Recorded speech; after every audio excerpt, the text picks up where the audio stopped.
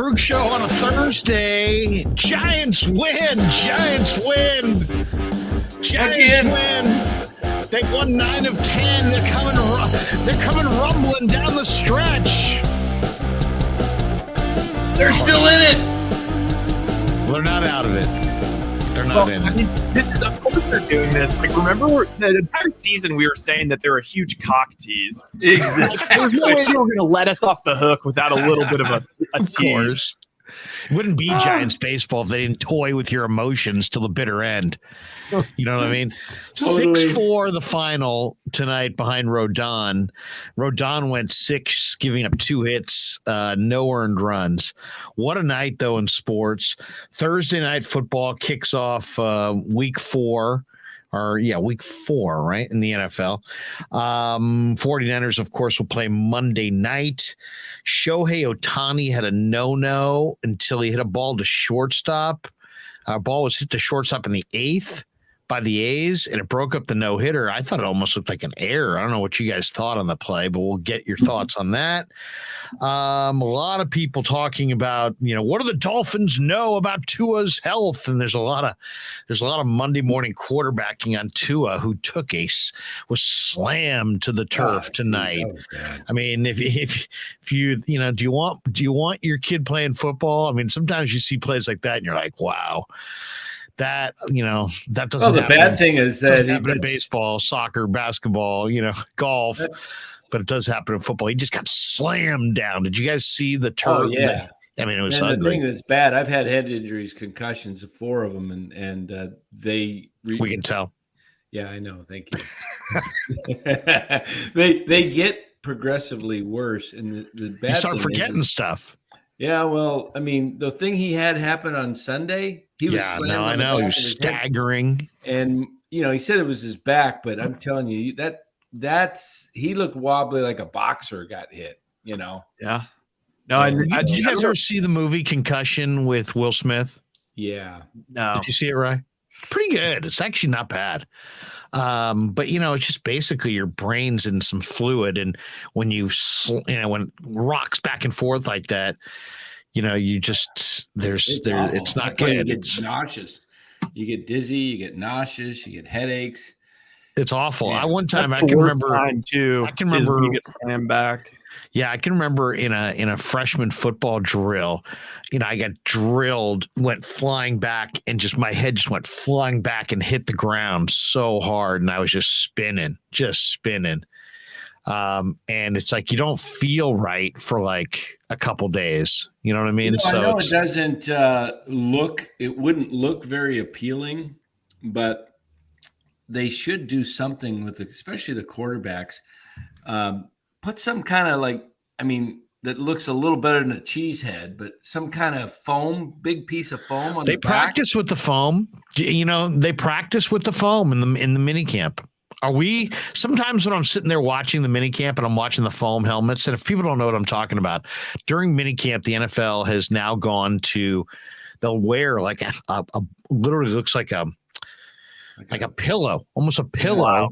Over their like a helmet-shaped pillow over their helmet. It would help too. Brandon Belt used to get hit in the head all the time. I'm telling you, having that cushion that absorbs the majority of the impact. They don't even penalize all the helmet-to-helmet hits yet. It's like still they do on the quarterback, but they don't on other players. There's players every Sunday go helmet-to-helmet in the NFL, and it goes uncalled. So, yeah, really, really ugly situation. Dolphins fall from the ranks of the unbeaten, so they will not be matching the 72 Dolphins with a perfect season. They lose tonight. The Bengals get a win behind Joe Burrow. Danny is holding up a picture of Andrew Wiggins with a right-handed flush. Is that what that is? Yeah, that's the monster slam. That's over Luka. Where did you get that? Is that where'd you get that? It's a canvas picture. Is it a painting or a picture? It's a canvas picture. And where'd you get it? Just didn't answer the question. Somewhere online. It's a picture, but they put it on canvas. Oh, so yeah. I'm gonna hang it. You're kind of known for that now. Yeah, didn't you change your Twitter handle?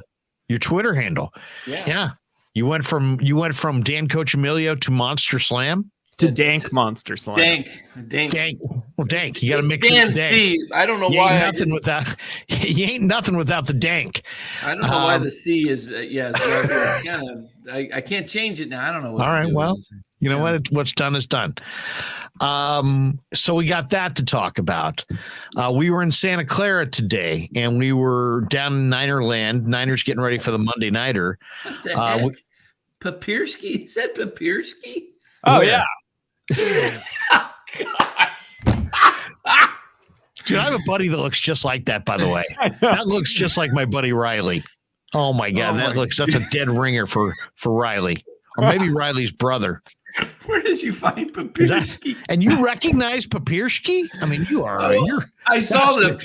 Now, seriously, as Ratty used to say, that's good knowledge. Yeah, you recognize Papirski?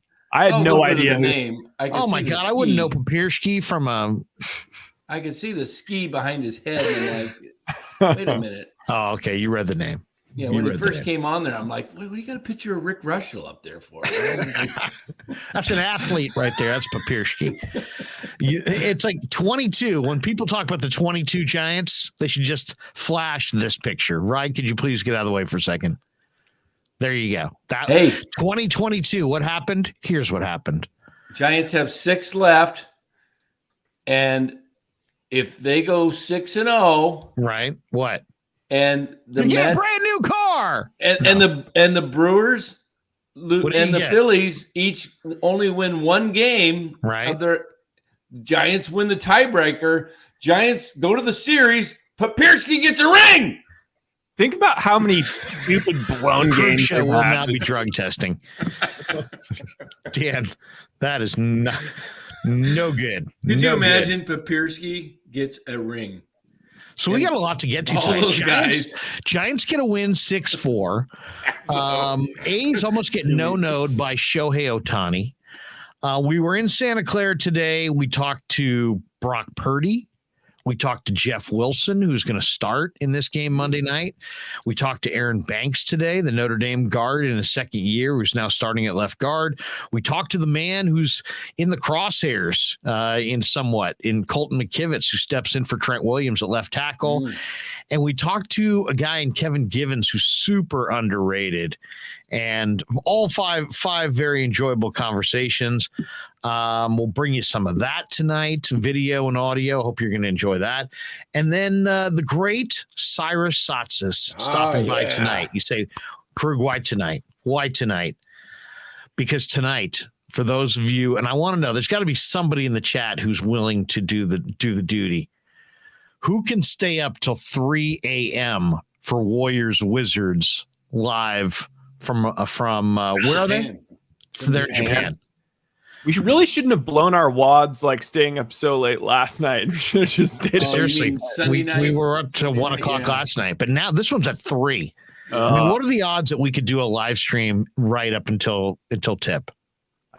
Can't do it. No, Can't do it. Danny, could you go 6? No, but I can go to bed at 11:30, 12, and get up about 4 for the second half. Yeah. That's. I could maybe catch the second half. Come on, you guys. As the guy at the gym, LA Workout used to say to me and my college roommate, we were lifting weights. You don't want it like I want it. You're lazy, Larry. Seriously, this guy Pika from the gym, this guy is just ridiculous. He was just totally ripped. He'd be like, you guys don't want it like I want it. Well, Pika, nobody wants it like you want it. The same guy that says you're lazy? No, that was my buddy, the late Bill Urbanic. How do you have 2 guys in your life? He said, Larry, do you think you work hard, Larry? I said, Coach, you know what? I'll give you 7 to 7 every night. Thinking, you know what? That's going to make me like a hero. He's like, oh, boy, you're lazy. That's what's wrong with you. You're lazy. You're smart, but you're lazy. He goes, I'll pick you up at 4:45. Yeah, 4:45 Mickey? to 1 a.m. Is that true, Ryan? Have you seen that? ESPN? No, I don't believe that. What? There's no way. I saw a great video that I retweeted earlier this week from Malika Andrews with Mark Spears, where Mark Spears was like, I guess it was maybe coming down the stretch in the regular season. Ryan, can you pick that off my YouTube? Yeah. off my YouTube, off my Twitter timeline. I mean, she basically got into a discussion with Mark Spears on ESPN. And Spears is like, yeah, the Warriors. He's talking about NBA title. Who can win a title? He's like, and the Warriors are, definitely have to be. And she goes, the Warriors? I mean, now looking back at it, I saw that. They won. Did you see that? Yeah. And he's like, yeah. And he questioned himself for like maybe a half a second. Yeah. And can we run this? Right? He's low key on the hot seat right now. Like, there's a lot of people coming for. Well, I'm not coming for. Right? I just think this is interesting. No. I'm completely unrelated to this. On the Stephen A. stuff. Yeah. Okay. They have right now, I think can you hear that? Capable of making a run for a title. Well, capable of making a run for a title. The Warriors? Yeah. What? All right. I mean, DC, you see. Curry, all right. Klay Thompson. Okay. Draymond Green. I mean, Wiggins is going to be back. He's looking good. Wiseman actually.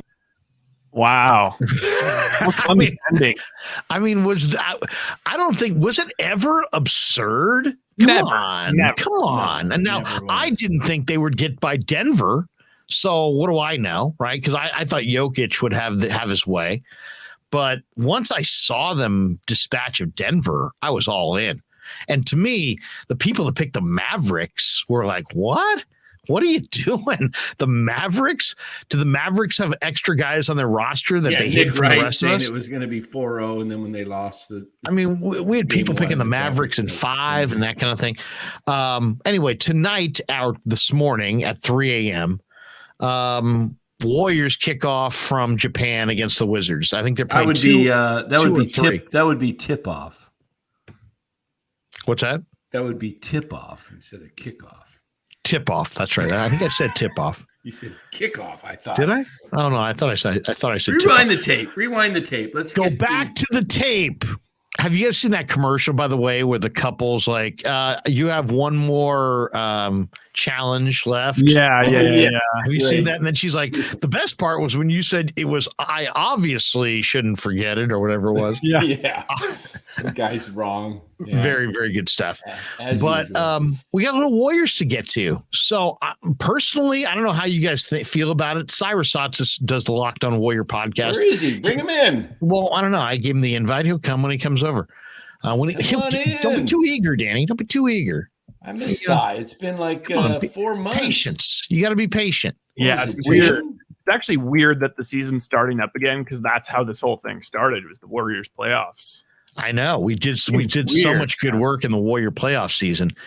But how are you guys feeling about Golden State? Because to me, I love the way it's looking. Ooh, yeah, I see him in the green room. Look at that. Look at that guy. He's thrashing it. Hey, lay off on the roast beef sandwiches. Those are mine. Seriously, eating our food, drinking our beers, laying around on our couch, and just taking over the green room back there. Look at that. Look at that. This is like Camp. Cy doesn't know this, but like the green room is like Camp Bow Wow. You know, you can always keep one eye on your dog at Camp Bow Wow if you have the app. In the green room, you can always keep your eye on who's in the green room. Wait a second. I think we got to get an action photo there. Oh, there we go. There we go. Back by popular demand. Oh my God. The host of Locked On Warriors, a very popular podcast here on the Greater West Coast. This year, also be joined by Kylan Mills. Yeah. A man who sat down with Sleepy Floyd hours ago. Yes. Just hours ago. Yes. Cyrus Satsis back with us. Cy. Well, first of all, we got to go to the where's the crowd? Where's the crowd cheering and that kind of thing? We got to get the crowd noise going. I'll get that going. Here we go. Wow. Oh yeah.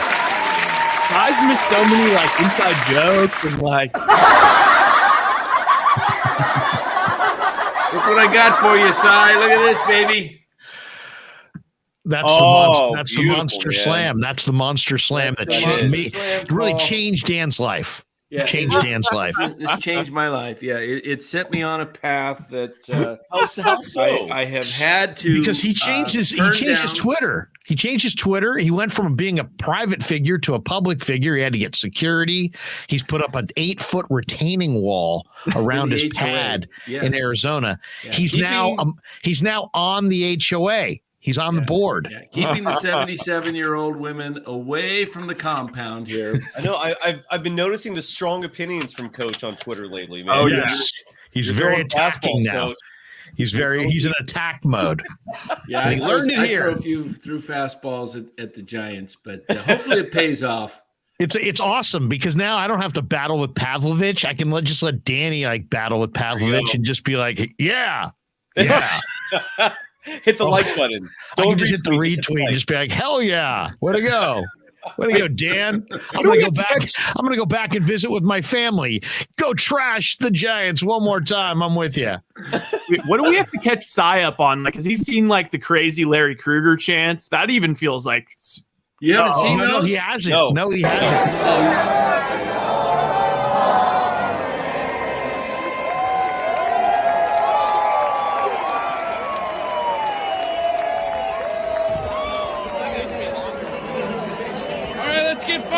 Let's go! Who wants to be? Up. Yeah! Want to be on the Larry Krueger show? Yeah! All right! Let's go, Giants! All right, we're out here in the bleachers with the Larry Krueger show. Larry Krueger! Yeah, we're going to be on YouTube right now tonight. All right. Okay. When I say Larry, you say Krueger. Larry! Krueger! Larry! Krueger! Larry! Krueger! All right, let's hear it one more time. Come on, all right, Larry! Krueger! Larry! Krueger! All right, hey, Larry! Let's go Giants! Larry! Let's go Giants!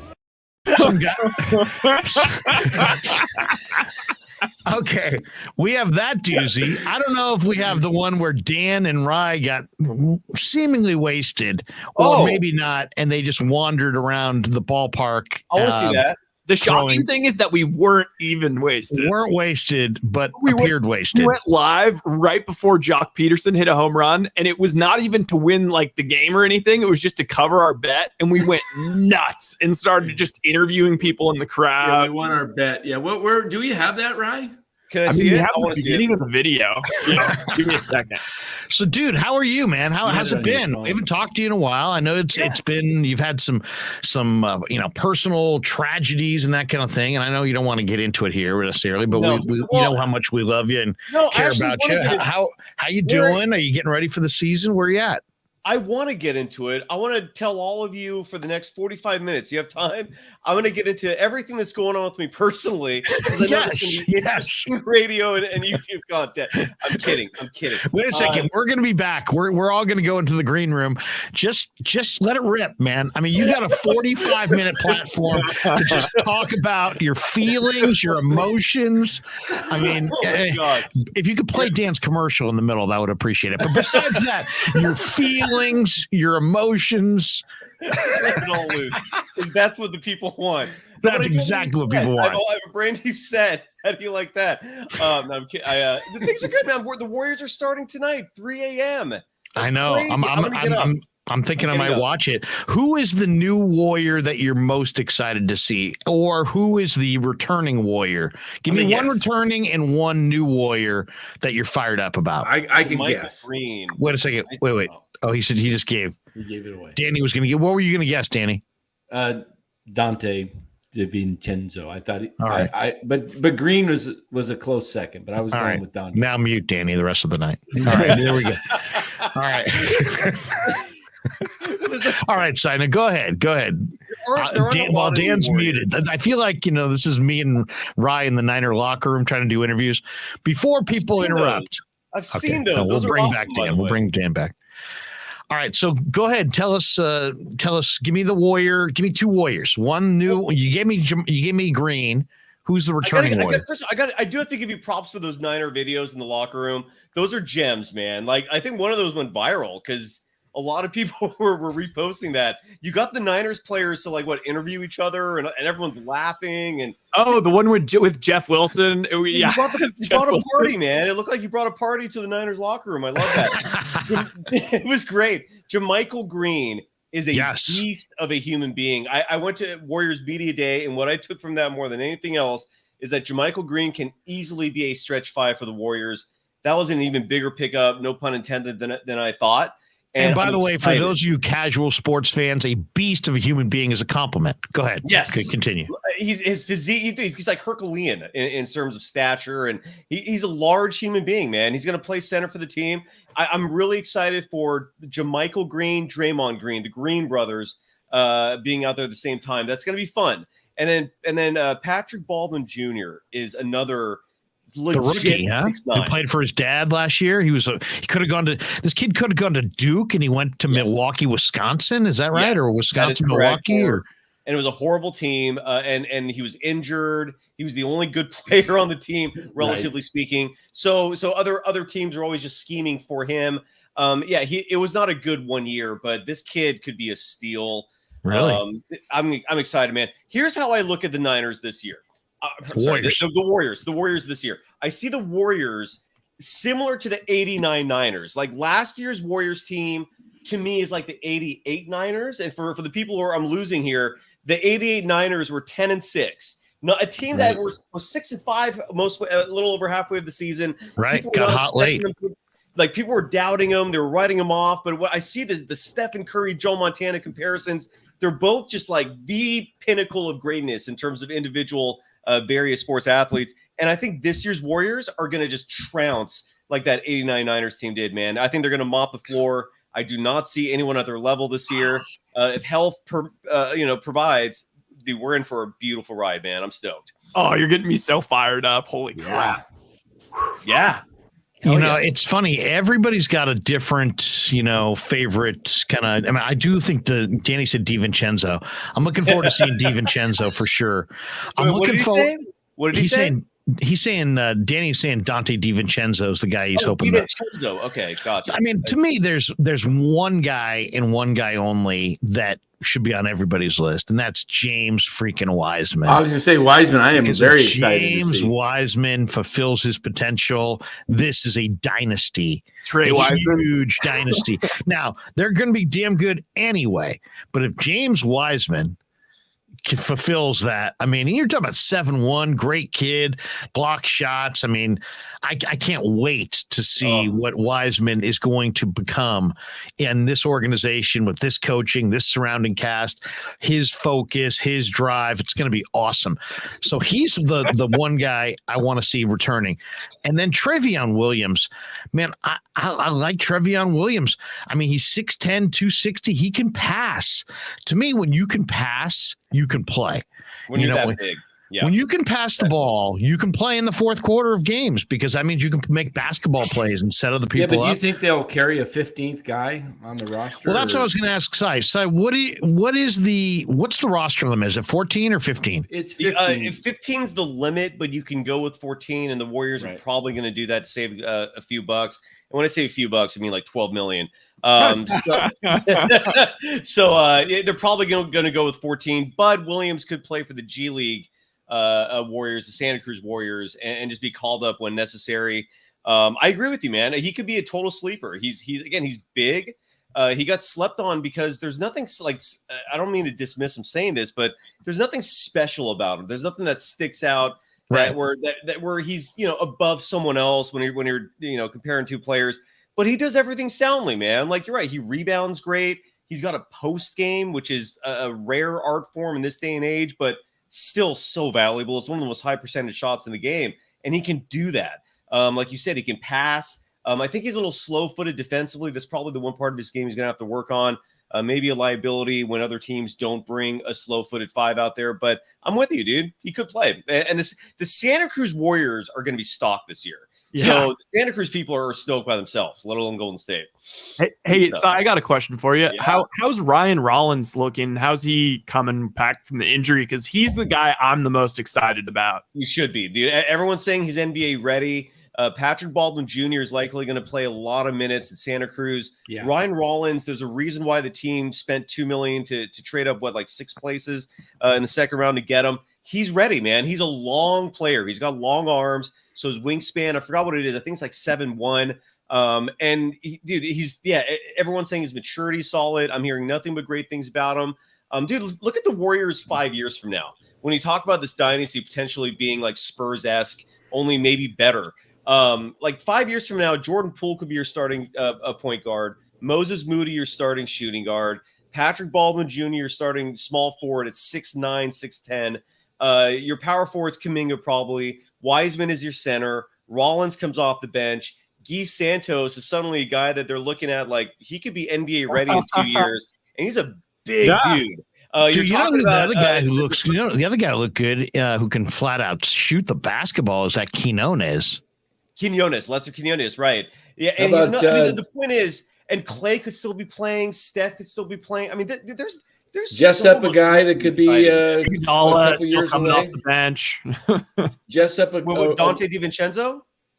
No, Jessup. No, he's saying Justinian Jessup. No, he's gone. Is he a guy that could be 2-3 years down the road, a bench player? No, Justinian Jessup. He's gone, right? Is he gone? He's gone. They got rid of him. Okay. They got rid of him. They can't all be winners, man. You know, they just can't all be winners. Justinian just didn't make it. You know, Justinian not going to make the roster. Justinian make it. He just didn't make it. What can we say? It is an interesting team this year. Danny and I got into a big argument. He wants to get rid of Draymond Green. Oh, listen, no. Wait a minute. Listen how he puts it down. Listen how he puts that. Just like a politician, a skilled politician. Before Danny jumps in, let me misrepresent his position.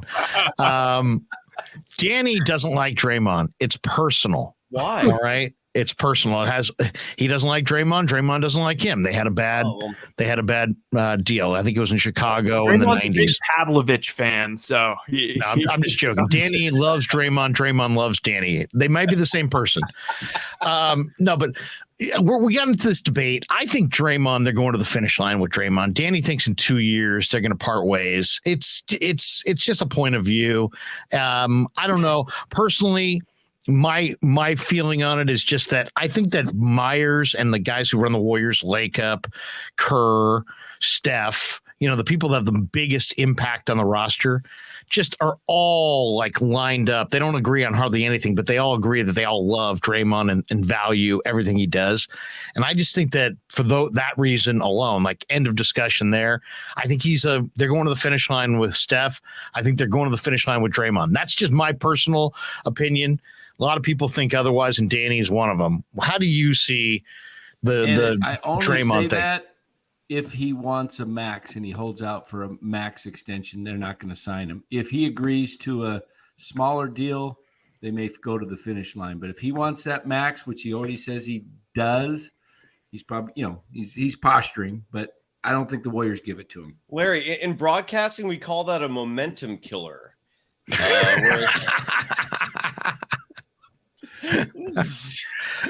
I'm sorry, man.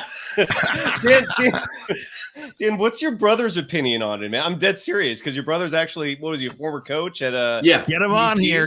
Call him. Can we get him on? He's in Hawaii right now. Let me call him. Draymond. Here's the thing with Draymond Green. The bad news is, and it is bad news, that back of his, that's a real injury. That's what I told you last night. It's legitimate. I'll use Danny for the good of the audience. Go ahead. The video of him coming off the airplane in Tokyo, he walks around with his lumbar support attached to him. It looks like a fanny pack. Is it the kind of thing that Favre and Rice are wearing in that commercial? Yes. And so he's used. It's copper. I'm thinking about getting one of those, man. It looks like it's looking like it might be useful. He has to God damn, he has to sit with this thing all the time. And look, the herniated, when you have herniated discs, those don't just heal themselves. Right. So this is the beginning of the end, man. What we saw in Draymond in the finals last year, I've never seen him. No one else has ever seen him actually like have bad games when it matters the most. And he had a few where he was not the dominant big man inside. And that was largely because of his back. And so he's not going to get a max deal. Like, I think even he knows that. He demanded it for a brief moment. And then on media day, he was asked about it at the press conference, and his reply was, we're not going to revisit this thing until the end of the year. He spoke like a defeated man. Like, he's not going to get that max deal. The good news for him and the Warriors is, in all likelihood, the hope is that the CBA is going to be revised. There's going to be a new CBA next year, and they're probably going to eliminate penalizing teams in the luxury tax if the player was drafted. They're going to do that? That's the likelihood, because penalizing teams drafted. That's going to help Golden State as a team that drafted their entire core. It does. I mean, the rule was designed for small market teams, but like the Thunder, and the Utah Jazz come to mind. They have so many first round picks, and these are small markets. So if they're drafting good, they're going to have to lose their guys 5 years down the road, and that goes against the spirit of the rules. So Keegan Murray must stay in Sacramento. The Kings have one guy I really love, man. Davion Mitchell. He's legit. Oh, I love Davion Mitchell too. Same man. The King, but it's the King. We got somebody in here who's a big Kings fan, by the way. Let me see. Where's our Kings fan? Are they paying you money? Don't talk to them unless they're paying you money, man. Yeah, that's the way we treat people. You're not paying me a nickel. Get the hell out of here, man. Get out of here. I don't care if you found our chat in the middle of a million chats.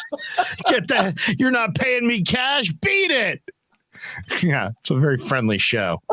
I can't find the Kings fan, damn it. There was somebody in the chat. So the first time I've heard that, Larry. What's that? I said that's not the first time I've heard that. I can't find the Kings fan.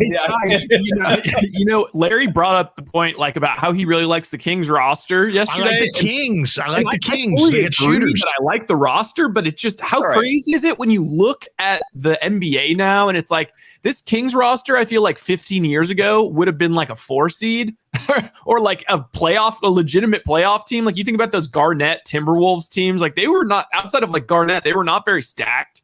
Now it's like Marbury. Now it's like holy crap. Like you look at the Cavs and it's like holy crap, the Cavs are stacked and the Cavs might be like the 6th seed. Kevin Stevens, I'm a Sacramento Kings fan. Just want my Kings to make the playoffs. Oh, they might.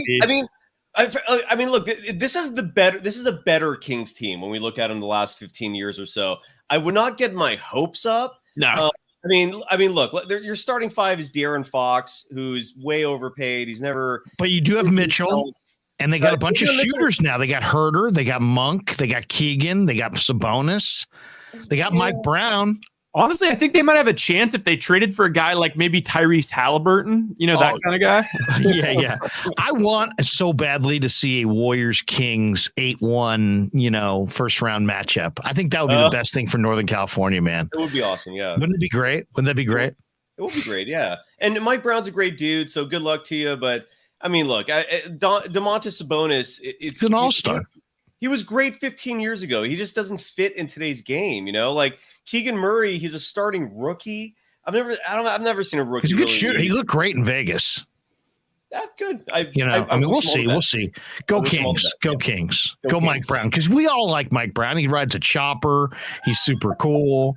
Mike Brown is probably if you said, Krug, you can have 5 people in the NBA on your show tonight. Boom. I would pick Mike Brown as one of them because he's that cool of a guy. He's a good dude. At the moment they got Kent Bazemore, though, that made me take a step back. That I was all in, but then I saw Kent Bazemore, and I'm like, I don't know, man. If the Warriors don't win it, who stands in their way in the West? Memphis. You think Everyone's Memphis? Sleeping. People are still sleeping on him, man. I did a segment just earlier today with Locked On, man. It was like a roundtable type thing. And I was in the contenders panel with like 4 other contending teams, and the Grizzlies weren't mentioned. And I brought that up, man. Like, what? Why are people sleeping on them? Do you guys know? I mean, you're saying people are sleeping on them? I think they are, man. No one is picking them. If you look at the odds makers, you routinely place them like 10th. Who's their biggest offseason acquisition? I do like they got David. I'll say this: David Roddy. If you watch basketball on the West Coast, he plays for Colorado State. This guy's as wide as he is tall, but I'll tell you, 6'5", 250, and he can flat out shoot it. I mean, I'm talking about like 45% from 3. How about Kenny Lofton? Speaking of guys that are as tall as they are wide. Kenny Lofton Jr. he's like Victor Alexander I mean, he's probably 290. He dominated Chet in the summer league, which was kind of awesome to see. They got two wide bodies there. I agree with you. Memphis is on the wide bodies. I like it. Like it's kind of like, remember when the Rockets all were 6'5" and like super thick with big asses? It was like Eric Gordon, PJ Tucker. I hadn't really noticed the asses, but now that you say it, now that you mention it. No, you're right. He's right though. Like PJ Tucker was. You also noticed the big asses? Wait, what? You're doubling down on his big ass comment? And then who's their shooting? Desmond Bain is freaking jacked and like all wide and shit. Like they're kind of like, I like it. Dylan Brooks is. Yeah. Brandon Clark's a big boy. Steven Adams is a big boy. Jake LaRavia, their draft pick. They always draft good, man. Oh, I hate it. I'm telling you. Memphis is so. I was thinking you were going to say like Clippers. I thought you were going to say Clippers. Right, but it's also look. Don't the Clippers look like the Nets of the West to you? Like just a whole hodgepodge of really good players. But I mean, look, this is year 4 of Kawhi Leonard and Paul George playing together. Year 4. And I've never seen a player come back from an ACL injury and dominate his first year back. And it's also a volatile group of personalities. Yes. My God. I mean, look at this group of personalities. You got Kawhi, Paul George, John Wall, Reggie Jackson, one of the Morris twins, Norman Powell, Covington, Terrence Mann. You got some guys who like to shoot it. You know, I mean, Batum is the veteran. We got a new channel member, by the way. G2 the universe. All right, G2. What does that mean? A new member? Look at that. I mean, he's a new channel member. That means he gets our exclusive content. So, like, maybe we'll put like an interview or two, you know, from Niners that we did today. Maybe we'll give, you know, maybe a couple of them will go to the exclusive Krueg Show members. I think it's like $4.99 a month. Are you doing merchandising yet? Do you have like iPhone yes, we do have covers? merchandise. You know, it's funny you should say that. You know, it's funny you should even ask that question about merchandise because we do. And if you want proof, here you go. I do. And thanks to Tony Cassera and the good people at Cassera's Italian Menswear, they are housing the Krueg Show T-shirts in there. There you go. Oh. The Krueg Show T-shirt. There you go. There you go. As my 13-year-old said to me, Dad, you got merch. And I said, thanks, son. And we kind of high-fived. You know, we was in the hallway, kind of a high five, like, hey, we got merch. Pretty wasted right there. Yeah, there's Danny. Danny looked like he's about to kiss Ryan. I know. What kind of shot is that? Look at the ladies behind us. I want to kiss you. These guys look trashed. Yeah, but no, they weren't. We're live from the group show. Sober. Dan and Ryan here in Oracle Park. Giants down 4-1. Oh, watch this. We need Jock to hit a 2-run homer here. We don't think the Giants are going to win, but we want to win. I bet. What are you lovely ladies? What's your names? My name's Marnie, and this is Annie. I'm Annie. Marty. Padre fans. Oh, there's a fly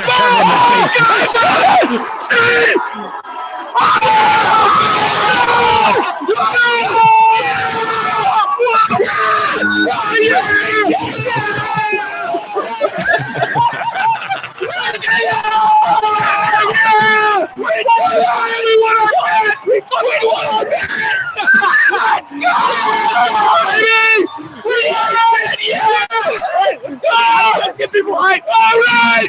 Go. Yeah. Live on the Krueg Show. Yeah, you're live. Oh, baby. Oh, my God. What do you have to say? We're live on the Krueg Show. Larry's going to lose his mind. Okay. All right, we need the Jimmy. Like a lot of people with COVID. That was good. Yeah, that was good.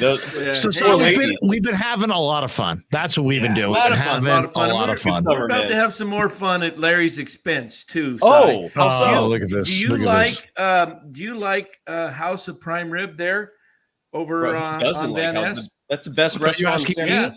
Well, Larry's taking us. He's treating us. Last night we made a bet that Draymond would still be on the roster in 3 years, and I said no, he will not. Right. I'll take that bet. And you just kind of confirmed that Draymond is kind of going toward the end.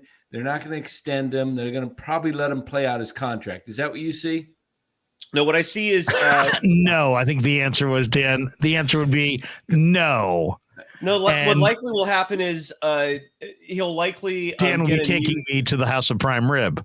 He'll play. I think he'll play with the Warriors till he's 37. That's my prediction. Exactly. How old is he now? 32. Oh, Dan.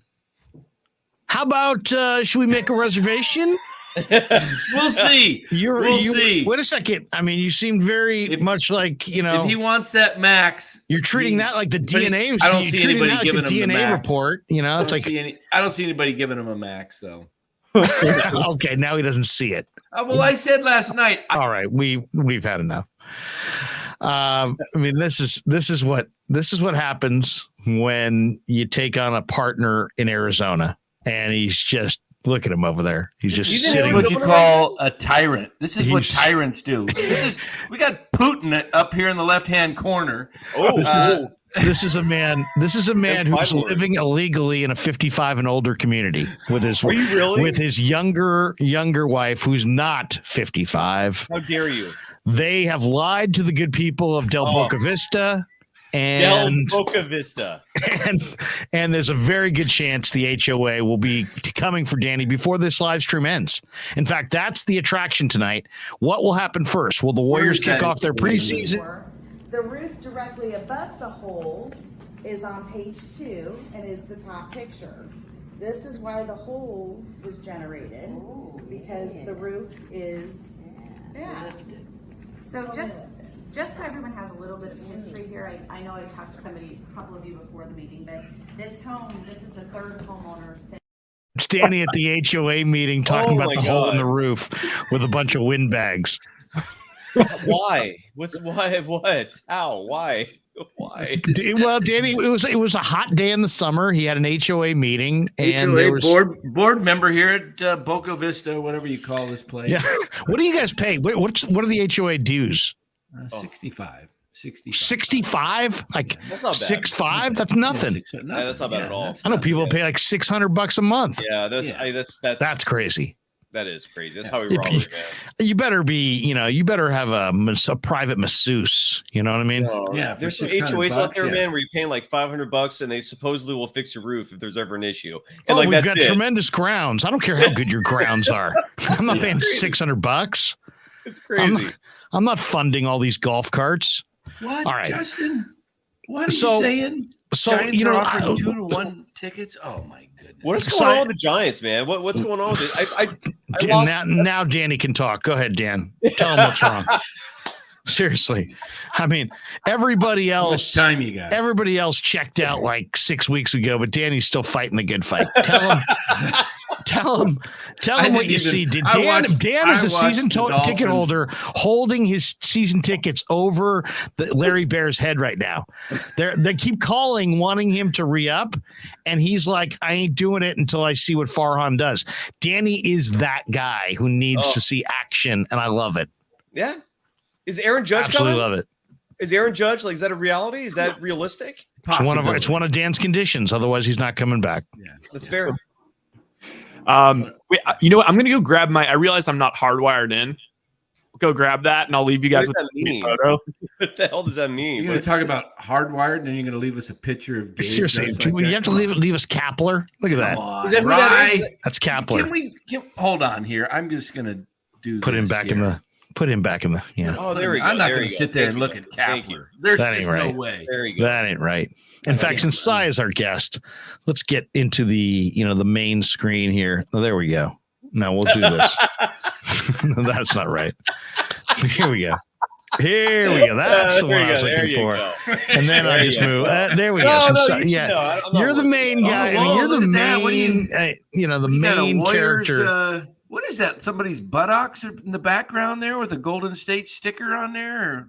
That's a pillow. Oh, it looks like somebody's buttocks. Yeah, see, it's like a Golden State Warriors pillow right there. Yeah. That's somebody's buttocks. Wow. Can't take him anywhere. We can't take him anywhere. Let's talk Niners, man. What's going on with the Niners, dude? Are you? Well, I mean, they're awesome. They got an incredible defense. And they've got offensive weapons and an offensive play caller, but they have no offensive continuity and no offensive rhythm. And they're leaning on Garoppolo to, play better than he's played in the past. They've got tremendous weapons. The only thing is the book on Jimmy G's kind of out, which is that he doesn't test you outside the hashes and deep down the field. So defenses don't honor those plays. So unless they can complete some down the field to like Danny Gray or McLeod or Ayuk, teams are going to continue to kind of play them underneath, and it's not going to be the room that they need. So they need to create more room, and they got to do that, I think, by testing the edges both, on the perimeter horizontally and vertically with Danny Gray. So they got to take some shots down the field, and Jimmy's going to have to be a whole lot more accurate just across the board than he was in Denver. Oh boy. So you're asking basically they're screwed is what you're saying. Like, no, because they have, they do have I think they have a lot of pretty good running backs, and I think their young offensive line might get better. I like Banks. I like Burford. So I think they've got two really good young guards there. Mm-hmm. So we'll see. I mean, they need to get a win. More than anything, they need to get a win just to kind of keep things going. But ultimately, they got to take care. I mean, the first game they lost because they had 12 penalties. The third game they lost because they had 3 turnovers. You can't have 12 penalties and win on the road. You can't have 3 turnovers and win on the road. They had 12. They had 3. They were both on the road. They lost both games. The game at home, they won by 20. So, this is going to be a real test for them because the Rams, Stafford, you can't just blitz Stafford. He crushes the blitz. Right. So you got to rush him with 4, and you got to run the ball, and you've got to, control the clock and keep Stafford and Kupp on the sidelines. And then the Niners have upgraded in the secondary, right? So they couldn't hang with Cooper Kupp last year. Now they've added Mooney Ward on the corner, and they've added Hufanga, who's playing great at strong safety, and Gibson at safety, and Womack and Lenore have grown up at corner. So they've got some better players on the back end, but it doesn't mean they can cover Cooper Kupp, so we'll find out Monday night. Oh my God. Here we go. I did the last show I do a Niners show, and it's really loose, man. We're just mostly talking shit. But it's every Tuesday and part of Rick Barry's platform. And we went down memory lane, man. We started talking about Eddie D and how amazing of an owner he was. He set the standard for sports ownership and how to create and maintain a dynasty. And, Joe Lacob in some ways has taken that mantra and run with it. A lot of ways. Yeah, they're different though, right? I mean, Eddie D was almost more like a little mafia style where he treated his team like a family, and whereas Lacob's a little more business centric. But you're right, they're both committed to winning and they're willing to spend. But then 1998 happens. Eddie D's a riverboat gambler, and next thing you know, his sister takes over the team. Her and her husband John, and it's just I don't know how much you can be genuine in criticizing her, and I respect if you can. I get it, but isn't it messed up that she just took the team and never gave back to him? People don't bring this up enough, man. It wasn't that she took the team. She took over control of the team to make sure that the team stayed in the DeBartolo family. I think that was for a year. Eddie was suspended. He could have gotten the team back from her after a year. I don't know, Si, the details on his separation agreement in the NFL. If he can't own the Niners again, if he can or cannot own an NFL team again, there was talk that he was going to bid on the Buccaneers. Yeah. But I don't know if there's a rule about controlling interest and this and that, but also I think I've talked to Eddie a couple times. I've interviewed him a couple times, and he's like, been there, done that. Yeah. He doesn't seem like he understands how much energy and focus and drive he had back then. I don't know that he wants to live it.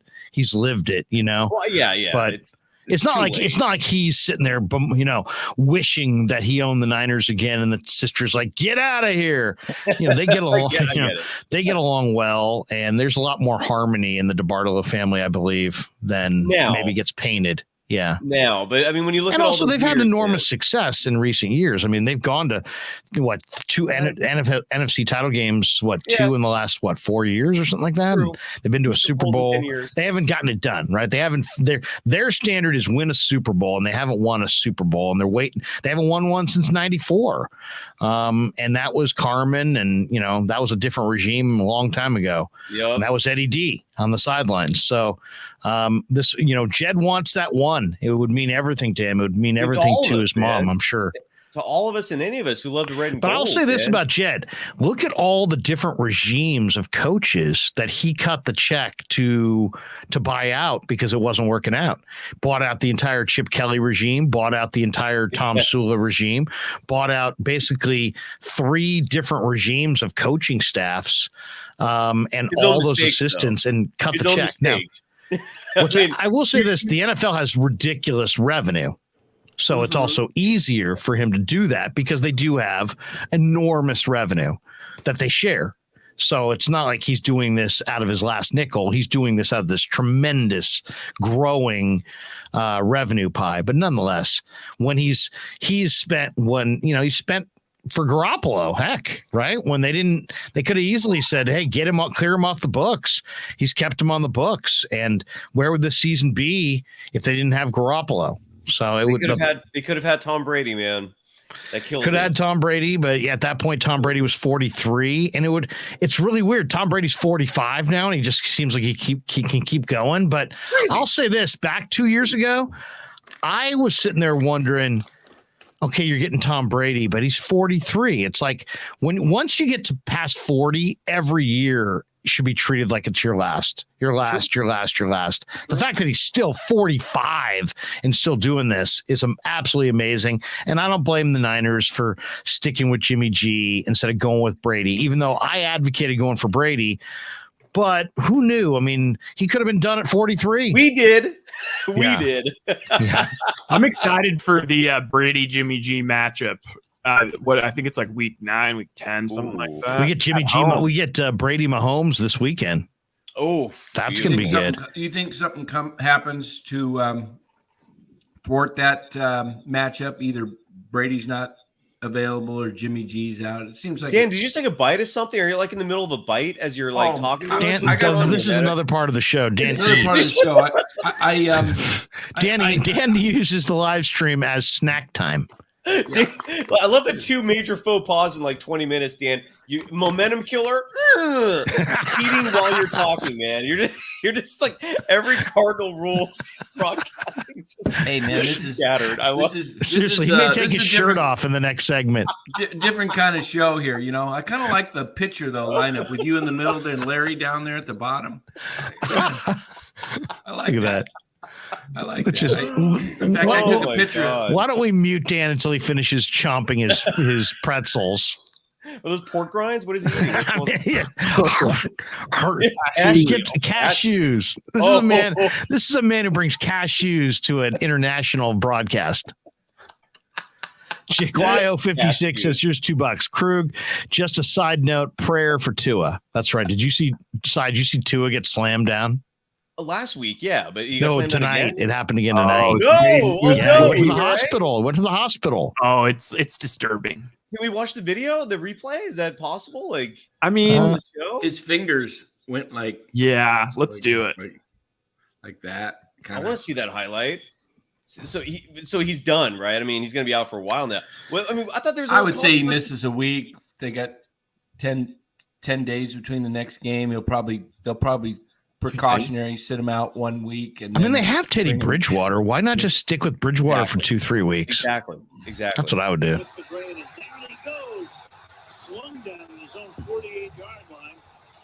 Is he convulsing? His head to the finger. Oh my God. Is that a nerve thing? Or is that like it's a neurological thing, yeah. Oh my God.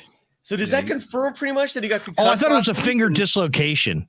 No. Oh, it wasn't him like that was neurological. Kind of thing? It was a neurological thing? Yeah. Oh, yeah. I didn't know that. I did not know that. That's awful. Yeah, that is all awful. that is telling me what happened last week was probably legit. And oh my God. Oh yeah. There's going to be lots of questions. There's 2 back-to-back that close is very dangerous. Well, Mike McDaniels, before the game, I was listening to him talk about Tua's availability, and he was basically It made me honestly believe that maybe it wasn't a head injury originally. Like he was like, Tua's going to do everything he can to be out there. I gave him a call last night and was like, dude. Like, I also love how he's like calling his players, dude. He's that young. He's like, dude. He was staggering, and then tonight he was in the hospital, and they released him to have him fly back and be addressed by the Dolphins doctors. It's like, I don't know about you, but I just admit, I'd like to see truly independent doctors make these evaluations going forward. I think that's in the best interest of everybody, the league, the players, the I don't teams, think he's the fans. staggered because of his back. I really don't. No, I don't either. Because he slammed the back of his head, and then his knees gave out, and his equilibrium was shot, and that was just last week.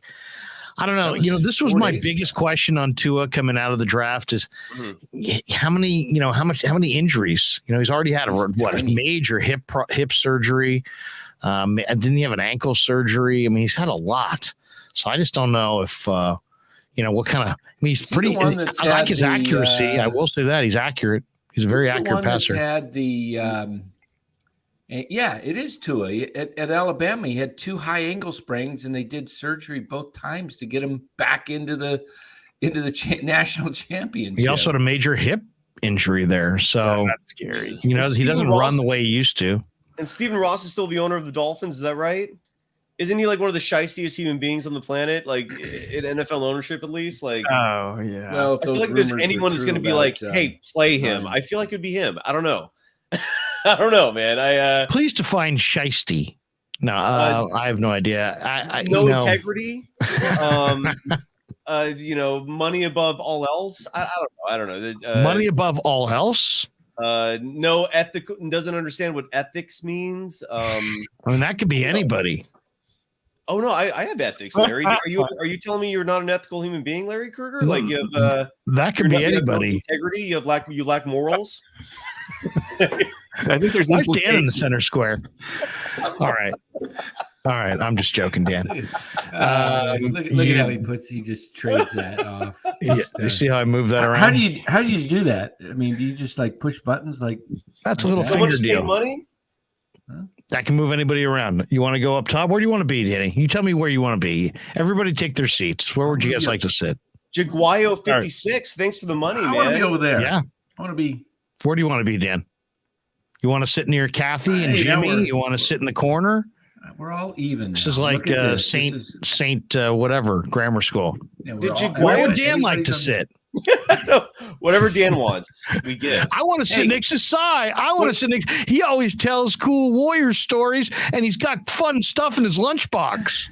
Yeah, and he lets me sneak. He lets me see his paper, and I can cheat on his. Actually, that's probably school in 1978. Now it's like, hey man, he lets me hit on his vape at recess. Yeah, he lets me hit on his vape, and he downloads porn. God, I'm loving the third grade. Hey, what do you think of my new hat, Si? I picked this up at a Giants game from a vendor. Oh my God! Look at the bill. Look at the bill on that bad boy. Oh, that's just a piece of shit. Look at that. It looks almost kind of like it would quack. If you press the bill. Yeah, well, it is. It's very stiff. Look at that. Yeah, that looks awful. And there it is. I work for In-N-Out. Yeah.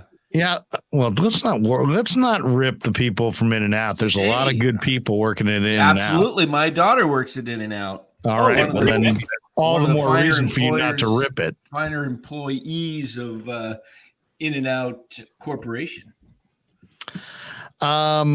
Cy, give me a quick thought on the whole scene going down in Boston. What's your take on it? I know it seems like everybody's cannibalizing. We're seeing the whole Stephen A. Smith, Malika Andrews. They went back and forth on Stephen A.'s show, and it's obviously very sensitive.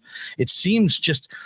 I don't know. It's weird. This story's weird to me because it's like I'm still waiting for some other revelation to come out, because if it's just a consensual relationship that is involved in infidelity, if that's the issue, then I don't know. I'm not understanding why. What do you know so far? And I'll because on last Friday's Rick Barry show, Rick broke news about it, and not many people carried it. And Rick Barry's a legitimate source. He has connections. What do you know about it? And I'll tell you. Just that he's been suspended for the whole season, right? And that they're going to determine his future at a future time, and that he's been kind of outed. It's been said that it was a consensual relationship with somebody she was married too, right? Well, he's not married, right? He is married. Well, they're both married. No, I don't think he's married. I thought he was with Neil Long. Were they married? I don't know if they're married. But whatever. I mean, I don't even care. Who cares? But I'm just saying, his wife. One of their like controllers of the Celtics, something like that. His wife and Udoka. That's all that I had heard, and I don't know anything. I'm just reading what everybody else is reading. But it just seems like to take that step and to say he's suspended. I think I'd like to hear more about this. I mean, it seems to me it seems unprecedented. Here's what okay. So first of all, his relationship with Nia Long, he's been with her for 11 years. They have a kid together. They're engaged in May 2015, but no plans to get married.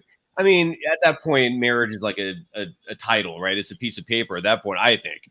But that doesn't matter. What matters is that Udoka slept with allegedly not one, but two married staff members of the Boston Celtics whose spouses were high executives.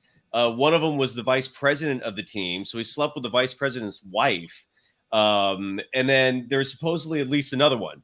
We don't know the identity of that one yet. So I guess the question is, if you're okay with, having your employee sleeping with other employees' wives, not knowingly, are you cool with that? Like it's no, but it's a weird situation that it's a consensual relationship between two adults. I just don't understand why we, unless he was their direct boss, I'm not sure why we don't know who they are. And yet he's lost his position there. Well, Larry, let me ask you this. And I don't know what I am not a corporate attorney by any stretch. Right. And let me ask you this, Larry, to take that stuff out of the equation. Let's say for the sake of argument, Ryan sleeps with Dan's wife. Hey, are you going to just sit back and just let those two have complete dissent and have Ryan just cause all this drama in your organization? Or are you going to lay some discipline down for him causing pure mayhem, within your ranks? Like what would you do? I don't know. I mean, I don't know what I would do. I don't know. It's like, I mean, that's a tough one. I don't know what I would do. I mean, when does that become your own business, and when does that become team business? And, people, people, there are many people that wind up marrying their coworkers. So, was it a coworker, but then their husbands were also involved with the team, so there was maybe at least one of them. Yes, at least one of them. So it's like maybe some nepotism situation. Also, that gets messy. It's just, I think it's kind of a mess to actually within the organization to have your head coach being the face of the franchise. Well, it shows horrible judgment on his part, and he's supposed to be a leader of the franchise. And it's hard to have that kind of respect, I think, and separate everything. I mean, especially if you got owners that are, their wives or the head so why coaches. the suspension then? I mean, it's like if you think it's such a terrible thing that he did, then why wouldn't he just be fired? Great point. It could be a contract. Maybe a legal thing. Maybe could be. It could be one of those things where. Well, no, it could be like they have his contract. Maybe they don't want another team getting him right away. Maybe it's something where they would just want to revisit it. Maybe a year from now, cooler heads will prevail. And I mean, clearly they respect him as a coach, and maybe rightfully so. I mean, he led his team in his first season to the NBA Finals. It could be something as simple as that. Like it could be, look, you messed up. Take a year off, and we'll see what happens in a year. And if everyone's kind of calmed down by then, and you show us that you're done being just a horn dog, we'll give you another chance. I don't know. That's it. This is what do you think it does to them this year as far as the team on the floor? Because they were a team that I think a lot of people thought would be among, let's say, 2 or 3 teams that potentially could come out of the East and challenge for a title. I mean, they, obviously they made it to the finals last year. And then you look at what they did in the offseason. Now they added Gallinari. Gallinari's now hurt, but this is a team that also added Malcolm Brogdon, and he's right in his prime. He's like 29 years old to go with Jaylen Brown and Tatum and Horford and all the guys that they have returning. Marcus Smart. What do you think? What does this do to Boston? Does this take Boston? Do you put a line through Boston, or do you think that that's way too dramatic and that they're still going to be a title contender with their new coach is 34. He's the youngest coach in the league. And he also has some issues on his plate as far as his past with arrests. And he's got a domestic arrest on his plate, which was shocking. Yeah, that's right. Wow, that's amazing. You're replacing, you want somebody who's, you could pick anybody, and you chose this guy. What's the worst too is their top assistant was considered, maybe the top one of the top 5 assistants in the whole league, an up and coming guaranteed head coach, Will Hardy. And if they still had Will Hardy, then I think that they would have possibly been fine. But Danny Ainge hired him away to Utah. Oh wow, yeah, that's crazy. Hey, that is true. So what do you think? What Matt Barnes said? Well, I'll say this. Here's a quote from Matt Barnes. Yeah, Matt Barnes, who has claimed he knows the whole story. He's not revealing all of it, but this is what he said. Quote, like I heard, it's not about what he did. It's about who he did it with that is really going to kind of flip the game upside down when it comes to this instance. This is not something that's only the NBA. This happens in the workplace all around. But like I said, it's not so much the act, unquote. So I also heard him say, Matt Barnes, I read yesterday, I believe it was, that if the whole story were to come out, he may not get another NBA job ever again. That's what M. Morris just said in the chat. He said Matt Barnes said he won't coach again. I mean, if I was like a president of basketball ops or something, I wouldn't want him coming here. So begs the question: who did he sleep with that could shake? Be that earth shaking? I wonder who it is. It could be framed as the way it's been spun in the media. I think is people taking it and run with the idea that it was someone underneath him that he kind of used. It was someone underneath him that he. Had some sort of power dynamic where, he kind of leveraged his ability, whatever, that whole sort of thing. But, if it comes out that it actually was like, the wife of somebody within the organization or something like that, then that kind of changes things. Cause then it's like, he didn't necessarily use his power. Arguably, maybe her own husband is more powerful. I don't know. That does get weird. Yeah, and quite unprecedented. It is weird. That's for sure, man. And you're right. And to see Stephen A. and Malika Andrews go at it a little bit, that was weird. It's fun dramatics. When you're not involved in it, good times. It's amazing. It's amazing how there are so many like soap opera stories off the floor in 2022 sports, and relatively less discussion of between the lines. This whole between the lines, keep it between the lines. Yeah, right. Nobody keeps it between the lines. Between the lines is that's just what you talk about in between all the controversies. There's controversies left and right, and that's what people care about. That's what's interesting. That's what sells. A couple more on Golden State before we let you go. Yeah, sounds good. What do you think on Kuminga, as far as Jonathan Kuminga? There was some talk in the offseason about how he didn't work hard, and it seemed like it was leaked to Stephen A. Smith, like maybe even somebody from the Warriors. I wouldn't even put it past the Warriors to leak that to Stephen A. Smith. I'm not saying the organization, but maybe theory. Draymond. Yeah. Maybe Draymond said, hey, look, my guy needs a kick in the butt, and I've been saying it to him forever. Stephen A., why don't you sound him out? And so, he gets it. Is that for the good of the team? I think it would be. But what do you make of the Kuminga is not fulfilling his potential?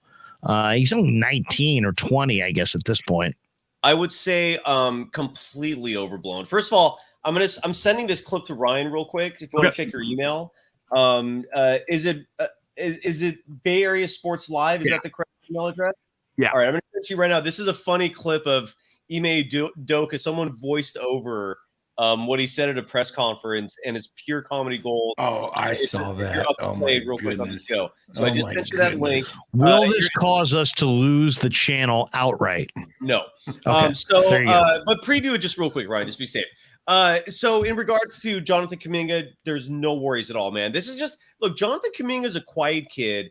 I mean, you might say he's introverted. I'm not a psychologist. I can't diagnose that myself, but he's a quiet kid, and he's 19 years old. This summer, to put it in perspective of just his commitment to the game of basketball, he went back to Africa to play for the national team when he didn't have to. He could have just spent the summer partying and being a 19-year-old teenager. Here's a clip. I don't know if you want to. Yeah. You can keep going. That just won a title too. But yeah, so Jonathan Kuminga, he's still 19 years old. I'm not worried one bit. Steve Kerr came out and tried to squash whatever hint of complaint there was regarding his commitment and focus. Andre Iguodala said the same thing, and Andre Iguodala coming back was huge too, because he's one of the that's big for Kuminga. Kuminga respects more than most others and looks up to. So I'm so excited for this young core, man. I think we're going to see great things from him. Moses Moody looks a little more NBA ready. We all know about Wiseman being just this massive behemoth of a human being. There's video out there of Kevon Looney working with him to develop his post-up game. It's a beautiful thing to watch, man. Right. I'm excited. 3 a.m. this morning. I'm getting up for that. Are you getting up? A.m. game side. Do you think tonight's or whatever game in 4 hours, do you think it's kind of, being that it's in Japan, it's the first game, it'll almost be played like not quite like an NBA All-Star game, but not – I can't imagine. It's a preseason game. But I mean, exactly. But I mean, do you think it'll be, they don't want to get any guys injured? I mean, where they're not even really, it's just an exhibition, a true exhibition for the people of Japan, where you're going to see maybe not even some sound basketball, like let them get away with stuff, like no defense probably at all, hardly, just. No, I don't agree with that. This is a real preseason game. I think, but do you think they'll really play it like that? Like they're going to play it like it's Drago. If he dies, he dies. I think players like Mac McClung will treat it like it's a real game. Yeah. Mac McClung, something or nothing. Something. I don't know if the something is enough for him to make an impact with the Warriors. But dude, it's weird. He's good. He looked good in Vegas. He was Larry's Brock Purdy, but he's not a big dude. He's not a big dude. Like he's but he can jam. The guy can jam. He can get way up. Not long. He's cut. He's got big old tree trunk legs. That's the reason why he's jumping up so easily and gets hops. So Matt, I'll say this. This kid did this summer what I want to see the Warriors do with James Wiseman. He set up James Wiseman at the rim repeatedly this summer. He played off Wiseman expertly. If this kid can play off Wiseman that well, you might want to keep him around just for that alone. Agreed. I think he can be a fringe NBA player for sure in a rotation, just not for this team. Man. He had a good rhythm with Wiseman. He was throwing him the lobs. How's he compared to the guy that Rollins? No, the guy played for the Lakers. The Caruso? Guy. No, the white guy that can jump with the he was with somebody else last year. Caruso. Caruso, yeah. Is he anything like a Caruso? No, not Caruso. No, Caruso made big money the last offseason from the Bulls. Yeah, but I mean, does he have that kind of potential in the league, or is he? No, he doesn't have the body. I don't think. Yeah. Dan, he's not that big. He's smaller. I got your answer, man. Dante DiVincenzo. Yes. Yeah, I like Dante. Definitely like that. I know. What about him? Loved him at Villanova. You think McClung is similar to DiVincenzo? No, I just said Dante DiVincenzo because Dan likes the name. Mac McClung's all right. But again, there's players like, Travion Williams we talked about. Right. Robinson. There's going to be players out there giving it their all. Like, I'm very curious to see, for example, Patrick Baldwin Jr. He's an enigma. I'm very curious to see what he looks like playing an NBA game. Do you think he's on the roster, or do you think he plays in the G League? Both. He'll go back and forth. And I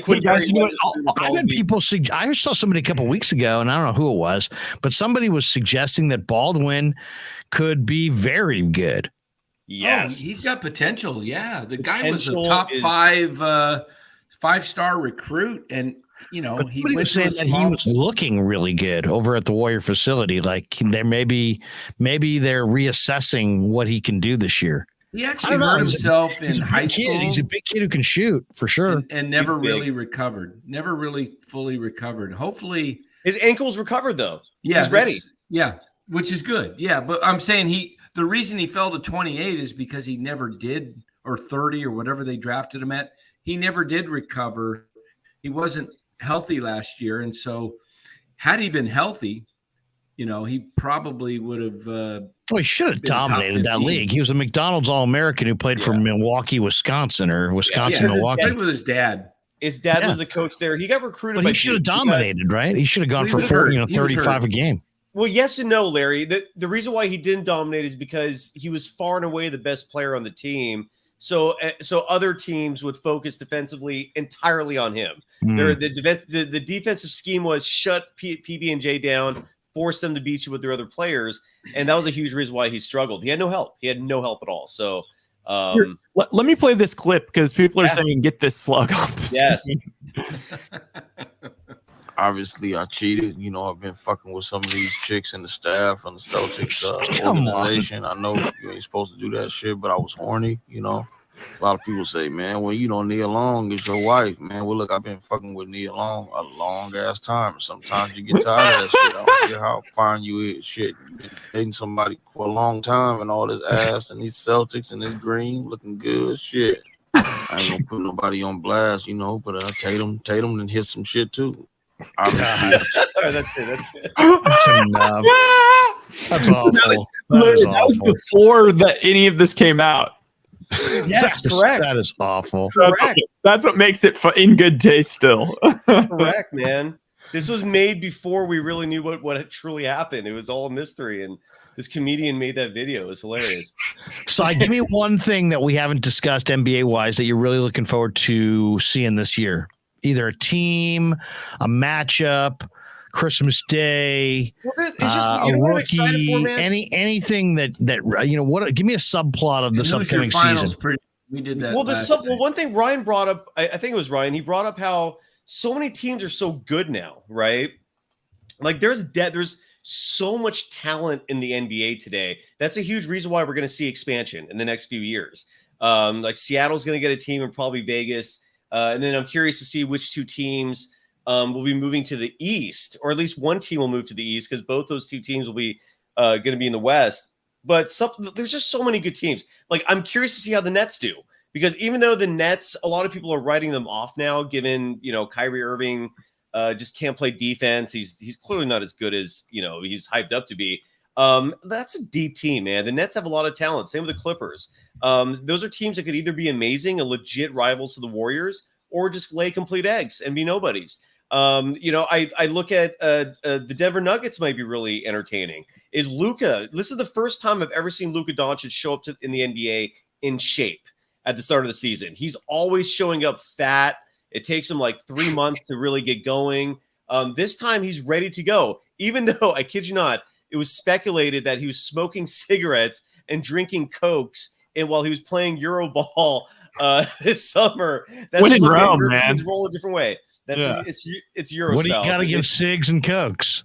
Hey, Cy, when do you see that happening? The expansion, a couple years? Yeah, it should happen soon. I'm surprised they haven't announced it yet. Well, if they do that, the cap jump too. If they do that, there'd have to be, if two teams came to the West to keep it balanced, you'd have to send two to the East, and it would help the Warriors. Makes sense. Who I think it would be New Orleans, I right? think it would be Minnesota and Memphis. Not New Orleans? No. Yeah, I would say New Orleans and Minnesota. Or Oklahoma City, even maybe. No. I think Memphis is a possibility. That's Tennessee and Minnesota. I mean, or New Orleans could be because you got the Hawks down there. It's pretty close. Yeah. I've heard Minnesota too, and that makes a little sense because they'd be like linked up with Milwaukee and Chicago. And I'll tell you, that's the team that I want to see this year. You're adding Gobert to Karl Anthony Towns, and you got Anthony Edwards. Yeah. I mean, I know Anthony Edwards had his stupid thing the other day, but that's just a young kid making dumb mistakes. But I like Karl Anthony Towns a lot. I mean, and Anthony Edwards, I thought, man, I mean, he looks like as mercurial as almost any young player I've seen come into the league in a few years. Dude, you know what's weird? The Warriors could have had him. Like I bring that up a lot, and no one. He went first, though, right? He went in front of Wiseman, right? He was in front of Wiseman, but Minnesota wasn't sold on Anthony Edwards or anyone. They were willing to trade that pick, and they approached the Warriors with a pick swap. And they weren't asking for the world. Like the initial trade request was. Who would you want right now? Knowing what you want, who would you want of those three guys right now? Oh, Edwards. Edwards easily. Edwards could be over LaMelo and Wiseman. Yeah. Oh, easily. Yeah. Oh, yeah. Anthony Edwards was phenomenal this last year, but if we had asked this at the opening night last year, people would have said LaMelo. And if Wiseman keeps progressing, they may say Wiseman. Cool emergence makes that a little null. Edwards would, if you had Edwards though, then you probably wouldn't have Wiggins or who would Edwards? You got Clay, you got all these guys. Everybody plays the 2-3. Yeah, Edwards. Yeah. Cool. They would have been fine. They would have been fine, but whatever. Well, hopefully Wiseman makes us not, bring that discussion up again. We'll see. If Wiseman stays healthy, he will be I saw him when I saw him first year. I said, if this guy stays healthy, 3 to 4 years, he's an all-star. Who? Dante DiVincenzo. Oh, Wiseman. I love Wiseman too. John Hollinger last year had the Warriors winning 39 games. Yeah. That's asinine. I mean, there's some smart people. I played you probably saw this. I tweeted this earlier this week. I just saw this. It happened last year. Mark Spears was interviewing Malika Andrews. And they were talking about the NBA finals. And he's like, yeah, I like the Warriors. She's like, to win the finals. Yeah, she gave him give him a condescending look. Like he had said the Kings or something. Yes. And then he had to talk it through, and she's like, okay. He was like Steph, Draymond. I know. Coming back. He's like, what is that? Yeah. That tells you though that first of all, I don't know when that was cut, but that tells you that let's say in the springtime, there was a lot of doubt of who do you think the masses were picking to win it all when the playoffs started? Last year? I don't even remember. Celtics Lakers were up there. The Lakers people picked. The Lakers missed the playoffs. Before last year? Oh, before last year, yeah. No, we're talking about last year when the playoffs started. Oh, who were people talking? Yeah, Phoenix. I think everyone was saying Phoenix Milwaukee rematch. And Boston. A lot of people like Phoenix. We didn't see I don't know what happened with Phoenix. Was that COVID? Was that bad vibes? They were a team that just they had the regular season was a joke. I mean, you don't have to be that good to win 60+ games. I don't we've seen teams do that and. I was listening to some sports talk today down here in Arizona. Larry, Ron Wolfley, the guy that used to play with linebacker for Cardinals. Yeah, he's a big radio guy down here. The Wolf, hey, I'll tell you what.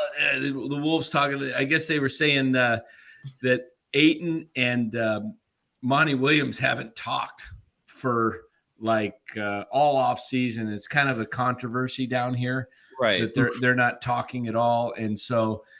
They started out scrimmaging right away. And, I guess it's the whole thing about Ayton is, what's he got? So Wolfley was saying stuff like, could it be that he put him in a full scrimmage to see what Ayton's got, where he's at. And it's just kind of like, they're. What's funny is that Arizona Sports Talk has to deal with both Kyler Murray and DeAndre Ayton playing way too many video games. Well, did you guys see when Ayton was asked about his contract? This guy just signed like a contract that's going to give him like generational wealth. Yes. And he's like, what did you think about the contract? He's like, yeah, we talked and we got it done and it's over.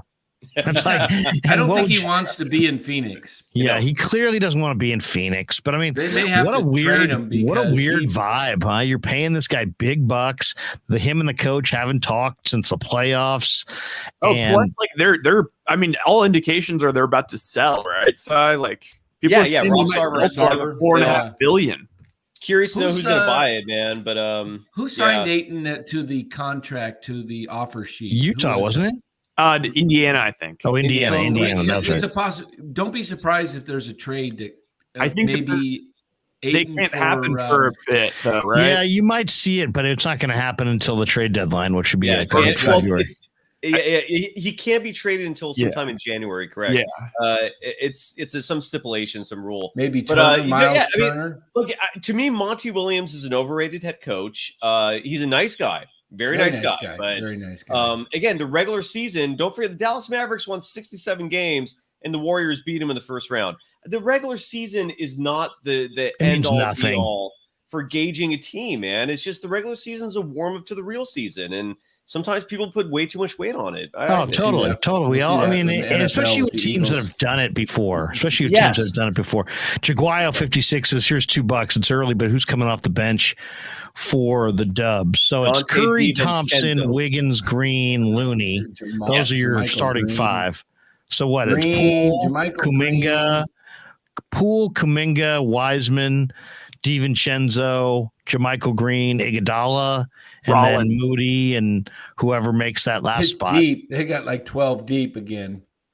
Yeah. And I think what you'll see, though, with the Warriors, they will manage Curry's minutes, Thompson and Green, and I wouldn't be surprised to see those guys play maybe, even Curry, maybe 70 games, sits out a lot of back-to-backs. Just get ready for the playoffs because, like Cy said, the regular season is not everything, and you want to get those other guys minutes, keep their minutes down. That's what Phoenix did last year. Phoenix pedal to the metal, or whatever, however you say that, metal to whatever, I'm trying to say. They went metal on the pedal. Yeah, metal on the pedal all the way to get the top seed and get a record. They wanted to break a franchise record, kind of like when the Warriors went for 73 and it burned them out. Blew their load. They're not going to do that. Stop. You guys are killing me. I got one last one for Cy. What do you think about Andrew Wiggins coming off of two phenomenal playoffs? Like the last two playoff series were phenomenal. I mean, I truly feel like he was their second best player, and it wasn't necessarily close in the finals. Yeah. Do you think that this is like, how sometimes it's like you can win it, all of a sudden it takes this pressure off and that you can get to that level? Do you think are you expecting kind of the same old Wiggs that's fading in and out, or do you think he might take a step? I think he's going to be like a 19 points per game guy that he's real. Like he found the key, man. Like he's a guy he's in the right fit. He's got all the confidence. Yeah, I think he's going to come together. Like, I don't think we're going to see that drop off. Like the inconsistency, I think, is going to go away. I'm excited, man. And he's on a mission defensively. He takes pride in that now, which is awesome. Yeah, I'm with you, Ryan. Are they going to miss GP2? A little bit. I mean, he got paid, but that's the one part of this offseason because he was a difference maker on defense. It's like I haven't seen a guy who bothers players quite the way Peyton bothers players. I mean, he would take athletic players and just pick them, and he would pick them from their left side when they're dribbling with their hand. I mean, he was just has enormous length to his. I mean, just like freakish length. And it wasn't just the deep. It was the athleticism that really stuck out because for a guy at 6'3", every time he jumped, like his head would be above the rim. It was crazy. He's going to be missed. There's no doubt about that. The only reason why I'm not thinking that their chances are compromised here is because adding Jermichael Green was huge. Jermichael Green gives them something they did not have last year, which is a stretch five who's got that tenacity with the mental strength and got that peskiness. You like him really more bothers. than Bielitsa and Porter? Say again? You like him better than Bielitsa and Porter? Because they had both those guys last year. I like him better than Bielitsa, not Porter. Well, I like Bielitsa Porter. got replaced with Wiseman essentially because Wiseman didn't play a minute last year. So I just want to see Jermichael shoot it better because I looked at that 26% from three and I'm thinking you're replacing Porter who shot 45% career from beyond the arc. And I know Bielitsa didn't play a lot of D, but he could shoot the ball. And now you're replacing them with Jermichael and he shot 26%. If he could up that, this year. Yeah, that's but that one was the year. only year in his career that he struggled shooting. So you think that was an aberration? I hope so. He attributed it to an injured hand, and the Nuggets also really had no other shooters on that team besides Jokic and maybe Will Barton. I mean, and Morris. Like there were not a lot of shooters on that Nuggets team. So when Jermichael was out there, teams were paying attention to him. Him on the Warriors, he's gonna have like wide open pasture in front of him. He could just sit there and literally lick his finger and test the wind before putting that three up. So I'm not worried, man. And I don't think they need his shooting that much. Like his value is going to come more on the defensive side and rebounding. And it's going to be wild, man. Wait until you see it. Like he's What's the over under? Give me an over under on Golden State that you like. Wins? Yeah, wins for the season. Do we What's know what a realistic the OU number? Is? I don't know what it is. It's out. I'll look What at is it? Yeah, let's guess. I would say it's 52. I would say 53. I would guess I'm going to say 52 and a half, something like that. Yeah, I was going to go 53 and a half.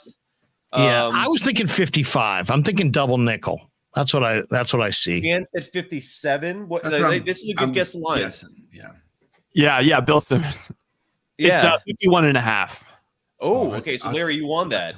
What do you say, 51 and a half? I take the over. I take the over. I think they win. What's Sacramento's, Ryan? 57. Let's bet the line. Let's guess the line here. Sacramento? 38. I know it. I'm going to say 32 and a half. Sacramento? I'm going to say 32 and a half, something like that. That's what I'm saying. It's 33 and a half. Ooh, okay. Well, they win last year 30. They won 30.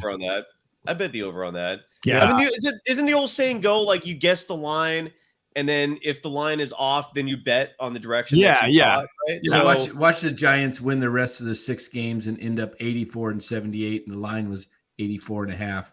Oh, I know. Larry, my what did God. you bet on that this year? That's your annual tradition, man. What did you do this year? I know. I stayed away on the Giants this year because my feeling was to the over, but then I just was like, you know what? That feeling to the over was based on I was thinking of this team when I was thinking about making the bet, right? So I was thinking about making the bet in March. In March, they were talking Seiya Suzuki and Trevor Story, and I had really many reasons to believe that even if they didn't land those guys, that they would go for somebody in that neighborhood.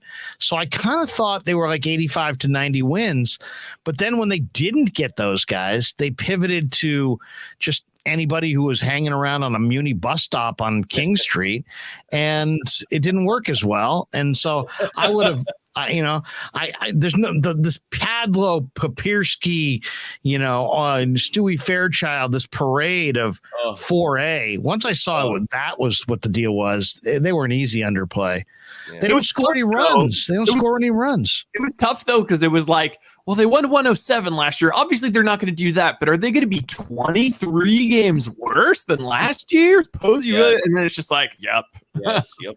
Well, last year was an aberration, clearly. I mean, hey, do you think, Cy, the Warriors could have 4 guys average 18 or more this year? Yes. Curry and I'm thinking Curry, Clay, Poole, and Wiggins. What about 20? What about 20? Because I think only one team's done it, and that was the Jerry West, Elgin Baylor, Wilt, and was it Happy Hairston? I don't know. Old Happy. Has anybody? I mean, in modern time, Wiggins won't get 20. Wiggins won't hit 20. I don't think so. I think Clay ends up right around 21. I think Clay, if you gave me an over-under of Clay 23 points per game, I'm betting the over on that. I think Clay's going to have a huge year this year. I really do. I think Clay coming back from the maybe. I mean, I could see it. You could make the case that he's going to be way better than he was last year. Right. I mean, Cy, how much more do you think Kerr wants to do this? How long do you think he goes? 10 more years? Really? Yeah. You think he's energized with the why young not? core. He's happy, man. He's happy. Wow. I mean, why wouldn't he? You know, like I don't know. He just seems like a guy who wants to do more things with his life than just the same thing over and over. I mean, also, how many rings does he have? 8 between. Yeah, I mean, once if he passes Phil, doesn't he just? If you get out, do you get 2 more? Maybe you get out of there 10. No. I don't know. You've been. I've heard you say that quite a few times. Maybe you're right, man. I don't know. It's a grind. It's a grind. It is a grind, but he seems so happy in that job. It's such a cush job. I kind of feel the same way about you, Larry. Kind of like, I think you're going to become like a dog show surfer. I don't see you doing this radio gig, this YouTube thing for 10 years. I think you're going to be out on the ocean, out there in your, you're going to, after 55, you're going to join a 55 and older HOA club, and I'm already talking about moving down there. Yeah. HOA. I think, but there's no surfing down here, man. I see a hole in the roof. Oh. Oh, wow. Oh, yes, I do. I saw that by Dan Coccimilgio's place. I hear he's quiet. The roof directly above the hole is on page 2 and is the top picture. This is why the hole was generated, because the roof is bad. So just so everyone has a little bit of history here, I know I talked to a couple of you before the meeting, but this is the third homeowner since. Hated. Oh. You will never catch me in a place like that, man. Hard pass. Hard So, pass. hey, tell me, Cy, you do surf, right? Yeah, of course. Yeah. Boy, you want to join him, Danny? You want to get out there on the water? But I think that's pretty cool. Thanks, man. That is cool. I went to school in Santa Barbara and always thought I was gonna be a surfer, bro. Yeah, why didn't you? I went out by one of my buddies that was when I was a freshman, he brought me out during the most had no okay, he's a beginner, we got to take it. He took me out on one of the most dangerous days of the whole year. It was like a storm. Where in Santa Barbara. It was like the water was breaking on the cliffs, and I got so frightened I just never went back to it. Your friend, man, your target out there. Ryan, you ever run into a shark? Yes. I'll tell that story in 1 second. I want to say first, Ryan, your friend is a genius, because that's exactly what I would do, because I don't want more surfers out there. So I would take my friend out on the worst day possible, so he hates it and never wants to go out again. One less surfer. Tell us how you almost got eaten by the shark. Tell us about the shark. The shark was 2020. I was surfing in Cayucas, a town just north really? of San Luis Obispo. There's a lot of wildlife in the Central Coast waters, man, because it's not heavily populated. So yeah, I was looking out. I'd already been surfing 2 hours, and I was looking out. How far off the beach were you? Maybe 50 yards. But I look out to the horizon, and another 50 yards out, I suddenly saw a great white just jump out. Great white. Ooh. Oh yeah, and it was probably 10, 11 feet. It was probably a junior. An 11-foot shark. Boom. What's up?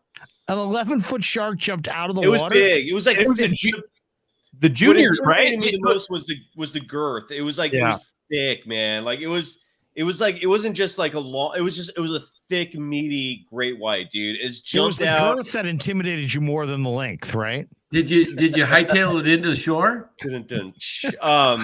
But yeah, it landed. So it breached. I saw that thing, and I just was like, I'm done. I'm going in for the day. I was gonna say into shore. Yeah, I went in, and the crazy thing is, were you cool like that, or were you panicking as fast as you could? Because you can't panic, and I feel like animals can sense that anyways. Yeah. So, but you just get going, man. You just start paddling and make sure you're every extremity's out of the water. Feet are up, and I'm just paddling as fast as I can. I saw a guy coming out as I was going in. What'd you say to him? What's up? What'd you say to him? I said, hey, I just saw a great white out there breach. So And he just kind of gave me a look, was like, whoa. And I'm like, yeah. And he just kept going out. Still out. Yeah. See, that's the jealousy I have is like, even when I was in Santa Barbara, like there was a ton of great whites because there was something about like there was baby great whites migrating there or something because, you know, all the older great whites have taken up all the real estate. And there was this beach that I would always go to where like you could see dolphins and stuff. And they would say, oh, that's good because that means there's no sharks. But then I would hear these stories and like there was this mom that would like go out there paddleboarding with their like 3-year-old kid on the paddleboard. And I was out there and she was like, oh, yeah, you know, the other day, like we were out there and, you know, she was down here on the board with me and we were just going by. And yeah, there was a great white just right there, swam up right next to us. And I just like, you know, kind of bopped it on the head and just kind of kept going. That's like, what the hell? Yeah, that's dumb. I'm not messing around with great whites. I love my 3-year-old. But they don't want us. Like the beauty of great whites is they don't like the taste. They're of more human. afraid of us than we are of them. Is that what you give us that line? Could be. Like they're usually when they attack a surfer, so much because they crap. mistake him for a seal, and it's just they just go in for a quick bite. They realize what they just took a chomp of. Don't like it. They move on. But that one they'll just take that one bite. That one. That one bite could just kill you. I mean, it could just rip an artery or whatever. So. Yeah, but they don't like us. That's the good news. But I would never gamble like that, man. Like that mom's doing. Would you go out there in a cage and kind of poking a bear, man? Like, why would you do that? Well, like, Danny's talking about that movie. Did you see that movie with those girls? They drop their cage into the bottom of the. Is that Piranha 3D? I think it was. What was it? They were at the bottom of the ocean for a while. And was it Sharknado? Yeah. I forget what. Would you ever do that to go to look at them up inside of a metal cage? You know, you're kind of protected. Would you ever do deep water cage? Put yourself in a deep water cage to see a shark face to face? No. Why would I do that, man? I don't. The less I know about them, the better. Like that's. That would make me panic beyond belief because I'm claustrophobic. The last thing I want to be in is a cage underwater. And the diving part, don't you have to do all those like extras? Like, have you had any MRIs? What? Yes, I have. Did you? On that one, that's interesting, Dan. I told the lady, I said, hey, look, just as long as you cover my eyes before you roll me in there. What I do. I don't like just that, cover my eyes before you put me in there, and I'm fine. But yeah, if that's what I did. Go in there and be looking at something like, yeah, I got in there last year. I got in there and put me under, and I'm like, push the button, get me out of here. And they're like, okay, you got like a couple minutes. Coming up next, we talk more medical procedures and we'll get into colonoscopies on the Krueg show. But first, a word from our sponsors. No, but I had to put like a washcloth over a dark washcloth over my face before I went in because I don't like those things either. Claustrophobia. Yeah. No, I can't go with that. Cy, good stuff, right, man. Guys. We'll let you go. It is 11:30. 25. What are you doing tomorrow on the lockdown? We'll see the T-shirt. You got merch there, huh? Let's see. Yeah, they send me free shirts every once in a while. What are you doing for the next 3.5 hours? You going to bed or staying? I'm going to go to bed. Why don't you hit the bars? Alarm. What's up? Hit the bars. Maybe come out around 2:00, vomit on the sidewalk, go home, get maybe a greasy burrito, and just sit there and fold into the couch. No, I should do that, but it's busy. Is your wife going to watch with you? That's the ex now. So, okay. Thanks for bringing up a sore subject, Dan. I didn't know that. We can get into it. Do you have 45 minutes or to an hour? I'm sure the audience. We got the chat open. Let's do it, man. Well, where did things go wrong? Where did things go wrong in the relationship? No, that would be Danny's next question. If you could do it again, how would you do it differently? What happened? Relive those painful moments when it first Would you say it's more your fault or more her fault? Let's hear about it. It's 11:30. It's time I break snack times out. I'll bring out my Eskimo pie, as Larry calls it. Dan needs permission to cook up some chicken wings. I do not need permission. The other day, I said, Danny, cook up some chicken wings. Use the air fryer, okay? He didn't know how to use his own air fryer. And his wife made him chicken wings in the middle of the night, and they looked delicious. They really did look delicious. That's why you're married to him. I have a wonderful wife. I am blessed beyond measure. Keep her away from MA. Just keep her away from MA. So yeah, we'll have to. If you come on it, maybe we'll have a therapy session at 2:45 before the game. Hey, when's opening night? Yeah, Danny wants to talk more about your ex. Warriors? Yeah, I'll switch it back to the Warriors instead of bringing up your painful personal. I don't situation. care answering personal questions, but I think for the sake of the audience, I don't know. I don't think they'd be interested. But the Warriors, you would be surprised. You'd be surprised. I mean, Dan, we've talked about Dan's hygiene, Dan's diet. I mean, and when I look over, the numbers are going up. You know what I mean? There's more people coming, and I'm sitting there. Why are people coming for Dan's diet and Dan's hygiene? But it's just it's 2022. Hey, man, people want to know. But Tuesday, October 18th, it's a home game against the Lakers. I believe the rings are issued that night as well on TNT. So it's coming. 3 weeks. Oh, and LeBron's going to want less than 3 weeks. LeBron's going to want to spoil the show. Oh, my God. LeBron, the Lakers are going to be awful again this year. I think the Lakers are bad again. Oh, they're awful. They're absolutely awful. Yeah. But precedent shows that teams – championship teams on the ring nights usually struggle. Right. So seriously, you get the ring. Everybody tells you you're great. It's just a big emotional moment. You go lay an egg. It's like almost like a rule. All right, Cy, good stuff, brother. It's less than 3 weeks away. It'll be 2 weeks away this Tuesday. That's crazy. And you're locking on every day. Kylan Mills joins me tomorrow. Yeah, we'll recap the first preseason game. I'm going to get up at 3 a.m. I'll watch the first half and see how it goes. And if it's going to be the Mac, how long are they over in Japan? When why do they don't come you back? call Kylan at 3 a.m. and just call her and just be like, "Hey, Kylan, you ready to? Hey, maybe we're thinking about doing a live stream." I would just go to her house and just knock. Hey, you ready for the preseason? Come Charlie, on, get up, man. Charlie, get up. Let's all just wake up. October 18th. Wow. Hey, how long are they over in Japan? And do you think this could have any effect going to Japan, getting their legs back and stuff like that? Danny has problems with closure, as you can tell. When I go over to Asia, it takes me 2 weeks to get myself back, my clock back. I mean, luckily the guys like Steph Curry, I feel like they have a lot of, they go to China all the time. Like they probably have a. Well, the Warriors are starting this early, so they play a second game Saturday night at 10 p.m. Both games NBA TV, which unfortunately is not available on a lot of platforms. But then they get 8 days off after that before they play their next preseason game on October 9th. So they should have enough time to get their legs back under them and the clock's resynced. Cy, you're the man. You're the man. Danny, you got one more on the way out the door? Yeah. Who's your finals prediction? We did ours the Warriors other night. Warriors Bucks. Hey, same Warriors as mine. In 5. Same as mine. There you go. Warriors in 5 and yeah. Oh wow. Yes, sir. What did we go with? What did we go with, Rye? I said the Nets just to mix it up. I said Warriors Cavs. Warriors Cavs. What do you think of that?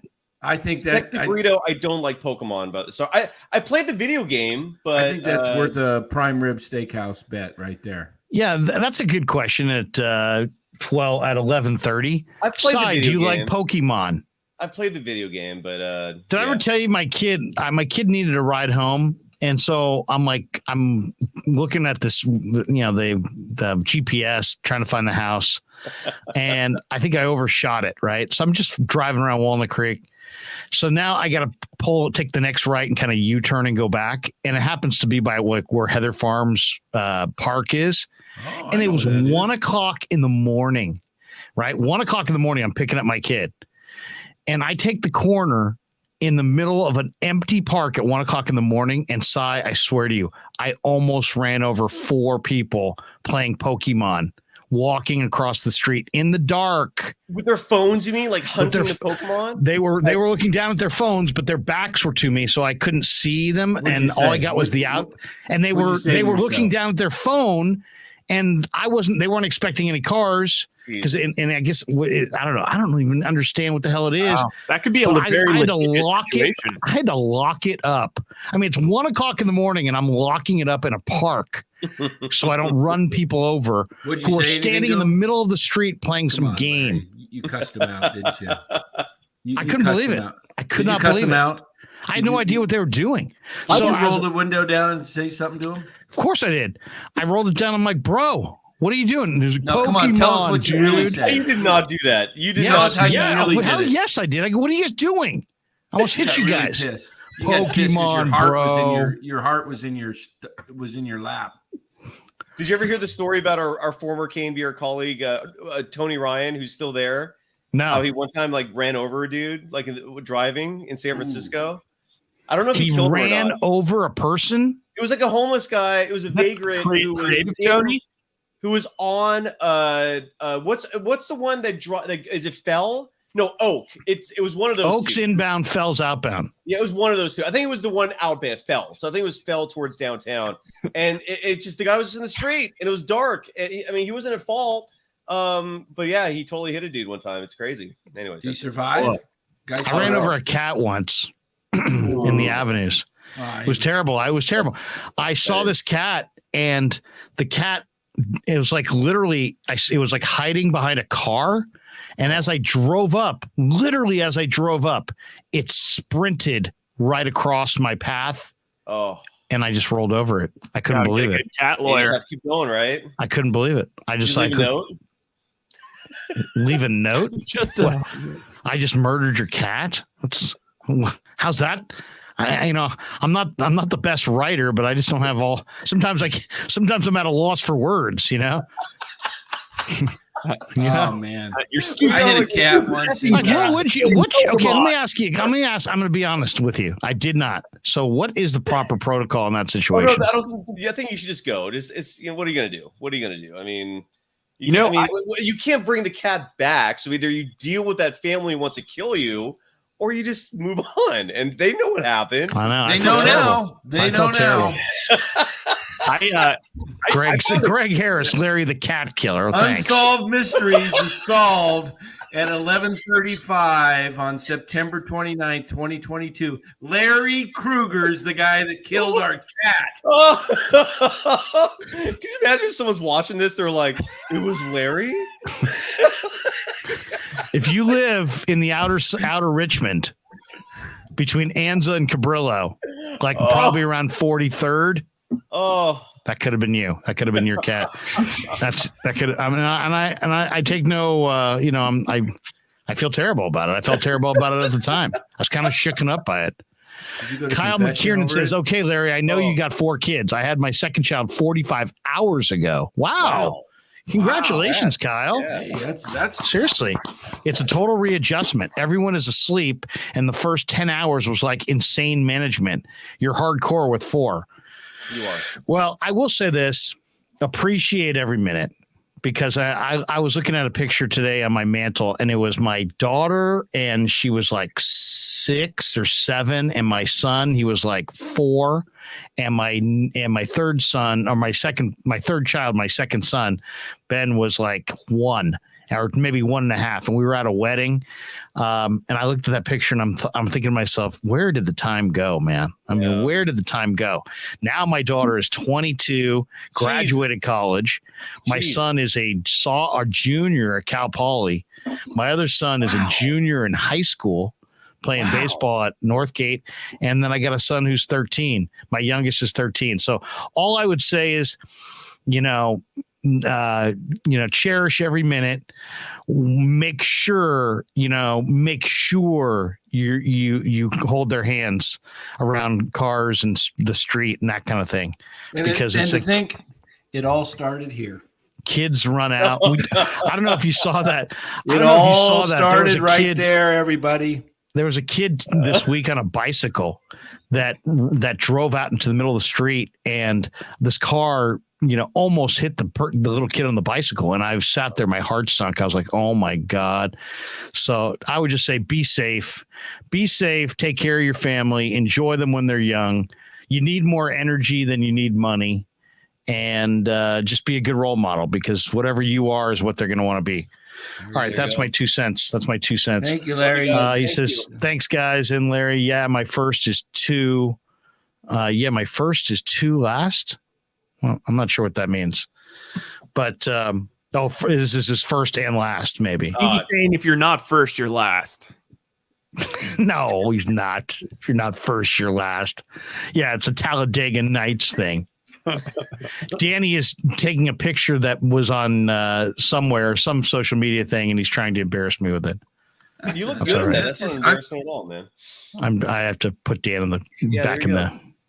Look how much better this live stream just got. Look how many people are coming in now. Oh my God! Look at the numbers. Yeah. Look at all the people coming in. You have no look at this. What happened? Oh, the Giants game just end, or it was like now people in the chat are saying addition by subtraction. What? Don't say that. That ain't right. All right, we should probably let Cy go. All right. Bye, guys. Cy. Just leave. Dan, you got one more question for him? Yeah, Cy's got. Wait. Bring him back. I'll text you at 3:30. All right, sounds good. Bye. Go Warriors. Go Warriors. There are hardcore Warrior fans. In fact, I'd love to. There's got to be somebody in the chat. If you're in the chat, it is 11:38. We're almost 2 hours into our live stream tonight. Is there anybody in our chat who's planning on staying up to 3 a.m. for Warriors Wizards from Japan? Oh, do we have a prize for anybody who? What do we got? We got any? Maybe some completes or something like that for a 3 o'clock meal. Kyle McKiernan says, "I had a baby, Larry. You effing owe me." LOL. Look at the chat. I owe him. I think anybody who wants to stay up tonight, we'll send you some completes because that'll be a nice snack. How does that sit in your stomach after a few hours? That doesn't seem like it would be an easy to digest meal. I ate a couple of them a year ago, and they have a little bit of an aftertaste, but I don't mind the potatoes. They're pretty good. Look, here we go. Vicky Boone. She says, "I am." She's staying up till 3 a.m. Vicky, what would you like? Chicken?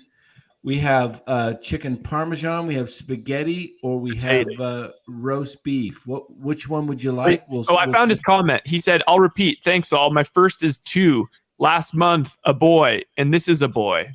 Oh, this is a wait. His first. No, this is his first girl. So he's got a boy, and now he's got a girl. That's awesome. So I went girl, boy, boy, boy. Girl, boy, boy, boy. Yeah, all 3 boys, and the girl the oldest, and then 3 boys. Yeah, I went girl, boy, girl. It's a lot of weddings. I have nothing to add, Drew. Have you had to pay for weddings? Yeah. What's a wedding typically cost?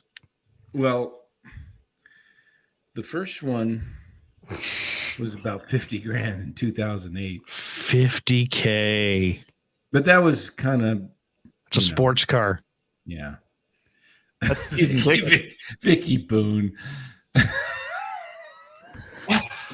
I don't eat ass, Dan. Sorry. Oh, that is a beautiful thing. It's a beautiful thing. Okay. That is awesome. That is awesome. She's turning down completely. She doesn't want that chicken ass. How about an Eskimo pie? It's keto. It's keto or whatever they Facepalm Godzilla. Larry, I might kill your cat, but I'll give you advice on parenting as well, Krueger. Thank you. That's good. Hey, facepalmed. I would never have killed that cat if I had known that I was on the verge of killing that cat. I was in 1984. It brings me no joy to tell that cat story. 1984. I was living in Rialto, California. I got a friend. What do you got to do? You got a friend? I got to use the printer. Oh yeah. Okay. There you go. Okay. If he comes back with his eyes at half mask, he's hitting the Maui Wowie. Yeah. So I'm driving to LA, downtown LA, because I'm gonna get my insurance license. I got recruited I was like 23, and I'm getting recruited by this insurance company. So I got to go take my test. I'm on my way, and I hit a cat just like a couple blocks. God, we're both cat hitters. And I'm like, now I'm just crushed. And I'm driving to LA, and I'm like, doggone it. I don't know what happened to the cat because I couldn't find it. I don't know if he kept running, but I heard the thud, Oh. And so I kind of got out, looked around, and really you rolled over it? No, I think I just clipped it as I was driving. He was running. He ran across right in front of me. I couldn't stop. So anyway, I go down and take my insurance test. You got to get 70 to pass out of 100, and I got a 69. And it was like, what a crappy Dan didn't get a 70. He needed a 70. He got a 69, he said. 69 for the test. Missed it by 1. So then I was like, I didn't get back into I didn't actually get into insurance until, 97 when I got my license. So what was I, 36? So another 13 years later. Yeah. Is when I actually, but it was kind of weird. So for 13 years, I didn't do what I'm doing now. So, anyway. Which is staying up late eating completes. You know, I'm thinking of cranking out one of those keto bars. They're chocolate with caramel ice cream. And I get those by Costco? Are those Kirkland? Are they Kirkland? No, they're not Kirkland. I don't think they're Kirkland. The ones that are chocolate on the outside, and then there's like almonds and those are good. I got those too. My wife loves those. Kino bars or whatever they're called. I forget what they're called. Juguayo 56 donates $2. He said, I had 5 boys, 1 girl, 7 grandkids, and 2 great grandkids. Look at that. Give it up. I was with my grandson today. He's absolutely prolific. He's going to be 3 here next month in October. I didn't know you were a grandfather, Dan. Yeah, I've got you 5 you don't seem that mature like you could be a grandfather. Well, I'm the fun grandpa. Do you compete with his other grandpa? No. Is there a competition? I mean, do you feel like you embrace debate? Yes. I mean, like, do they, do you, like try to win him over with better presents than come from the other grandpa? No. One Grandpa gave me a jumpy house for my birthday. Oh, really? Here's Grandpa a jumpy house and have dessert for breakfast. Here's a jumpy house and a pony. Oh, you got a jumpy house and a pony? Here's a jumpy house and a pony, and here's a C note under your pillow. Look at that. Look at that. You don't know what it is, but it's nice. Yeah. Oh man. Hey, Rye. Well, we could talk about that afterwards. I need a little fancy tip from you. Guys. Yeah. You guys doing a drug deal here? Hey, Rye, do you have any swag? Now, who goes first? Did you put it in my pocket. No, you give me the money first. No, you give me the money. Look, I'll give you the money. You put it in my pocket. I'm gonna put it. It sounds like it's an experienced guy. You didn't see Larry David and Curb Your Enthusiasm? Oh, yeah. The jacket. He's like, I need some swag.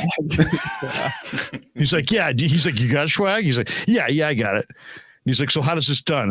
Do I go first? Do you go first? It's like the guy from Lost. He's just so neurotic, and he's, it was just awesome. If you've seen the scene where Larry David buys swag in Curb Your Enthusiasm, as good as it gets. And then somebody like wears the jacket into the airport, and then the dogs get him. Hey, it's 11:45. Maybe we should do this. Let's take a break, and why don't we play one of our interviews here? Yeah. Oh yeah, let's do it. We haven't done that. We kind of teased that we were going to play some of these Niner Time for interviews. an ice cream break too.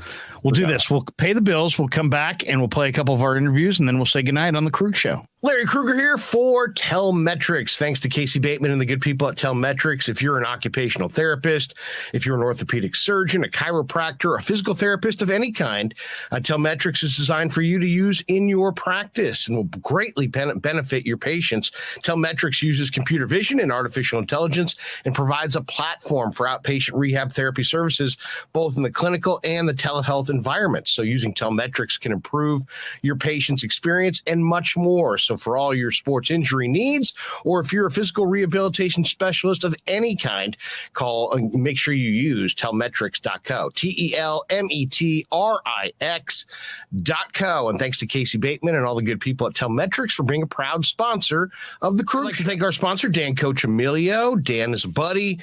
And he is a phenomenal retirement planning specialist. And you can contact him today at securemoney.com or at his number 925-628-9966. There's a lot of uncertainty in our world right now, and you want to make sure that your money is secure. That is the key. Danny's got 25 years of experience, born and raised right here in the Bay Area, and he can help you get an immediate 10% premium bonus on your principal retirement account. So give him a call, 925-628-9966.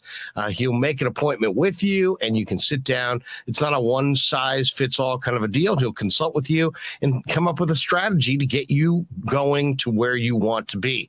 Once again, 925-628-9966, securemoney.com on the web.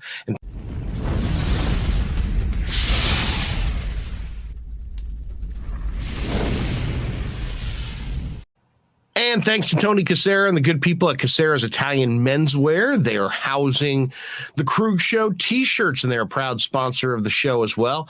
The Krueg Show t-shirt, the Krueg Show podcast t-shirt is available there at their store in Dublin. Their address is 7372 San Ramon Road in Dublin, California. And go see Tony Cassera and get yourself a Krueg Show t-shirt and support the show. And special thanks to our sponsor, New York Style Italian Sausage. That's right, NewYorkStyleSausage.com is their website. Phenomenal product, whether it's the breakfast sausage, the Italian mild, the Italian spicy, the chorizo. You cannot go wrong with New York Style Italian Sausage. Once again, NewYorkStyleSausage.com. Often imitated, never equaled.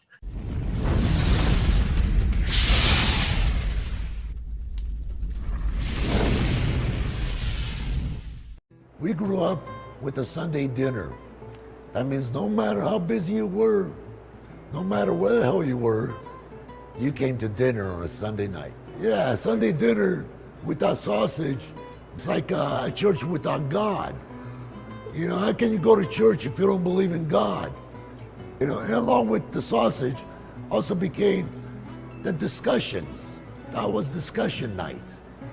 You know, it wasn't a typical family that you sit there and you're quiet, you know, and you don't talk with a mouthful.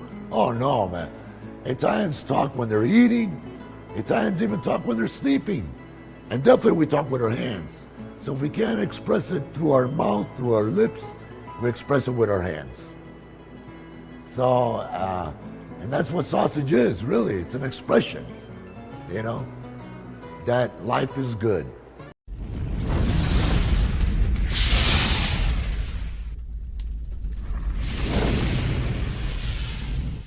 So New York Style Sausage was started over 70 years ago. We are the largest producer of fresh Italian sausage on the West Coast. What makes our sausage in New York Style is really the recipe came from back east, from New York, you know, from Connecticut. If you look at all of our labels, there's maximum 4 or 5 ingredients, which we're really proud of. There's no preservatives, no MSG, fresh in, fresh out. The pork comes in fresh, goes out fresh. There's never any freezing throughout the process. We've always used fine quality cuts. We're never going to deter from that. It's one of the reasons why our sausage is so good. I guarantee you put our sausage up against anybody else's from a flavor standpoint, no one will beat it, hands down. Hey, do yourself a favor and do me a favor. Go buy a package of the New York Style Italian sausage. Guaranteed you will love it. Guaranteed.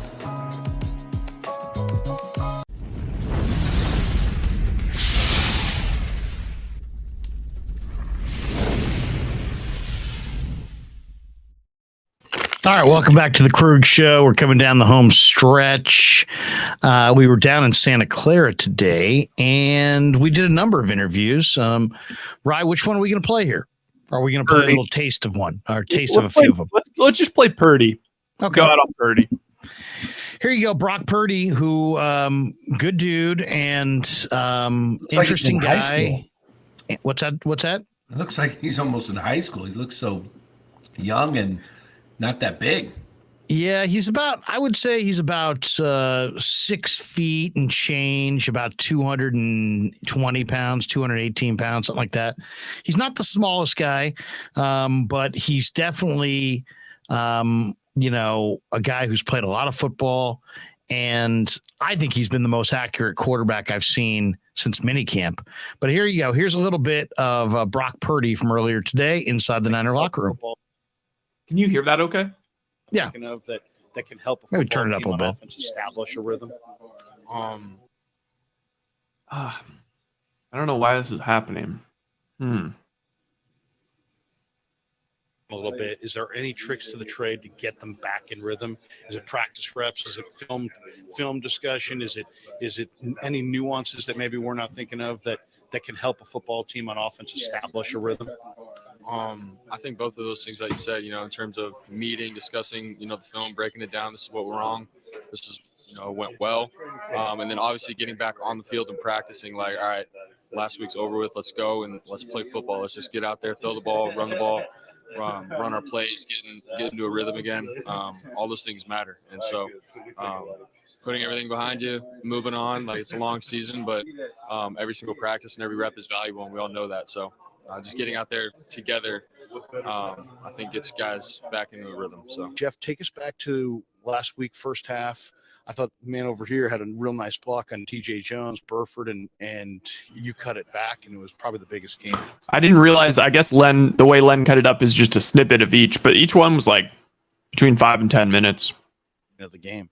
Oh yeah, that was a good job by those guys up front, and as you can see, not only the guys up front, but our receivers as well. Those guys stuck and stayed on their blocks as well. So it was there for me to hit. You know what I mean? So it was just a matter of the right timing and having the right patience and the right press and getting back to the hole. Chris Forster last week was talking about how you and him discussed the difference between like practice reps for you as opposed to game reps. How does your body feel after a few games, and how have you learned a lot more because you're getting game reps? Yeah, you're going to be sore after playing football games, especially at this level. So that's a given, but definitely learning as the reps come and the games go. I think I've kind of started to clean up a couple of things that were, week one were as good, and week two trying to take a step each week. So try to take another step this week against the best D tackle in the league. Yeah, Donald is considered the very best. We can see his gifts. He doesn't give you a big target to block. He's very compact. He's obviously got great technique, great motor. What else about him makes him so difficult? What makes him the elite player that he is? I think he's a really well-polished player. He's difficult to block. He makes guys' jobs hard, and that's that's what he's really good at. He's really strong. He has great leverage. Plays with tight hands. Plays low. He's kind of like I said, a very polished defensive tackle, and that's why he's the best in the league. He's obviously stepping in for Trent this week, and hey, no, not big shoes to fill, huh? Yeah. My shoe might be a little bit bigger than his, but no, it's hard to beat replacing a guy like Trent. He talks so highly though of you, and he's like, man, it doesn't matter who Colton's playing. He battles nameless, faceless opponents, and you're not wowed or intimidated by anybody. Where did that come from? That's got to be something that you've had for a while, huh? College, freshman year got thrown in there, and first rounder, and played well against him, and at the end of the day, it's just football. We're both here for a reason. And it doesn't matter what the guy's name is, or what he looks like, or how good he plays. It's just football at the end of the day, and you play your behind it off. Good things happen. As far as diet, when you're a college kid, you're eating like a college kid. Now you're a pro. You make your own stuff. Who cooks your meals? And what's your go-to? My go-to, or do you cook all your own stuff? Or I usually do most of my eating at the facility, but if I do make some, it'll be from Trader Joe's. That's my favorite place to go to. Oh, it's so cheap. Yeah. I've got one for you. I don't want to, get into the inside. I don't know if people are allowed to know, but what's up with the beware of the dog warning? Is that are we? It's just a D-line thing.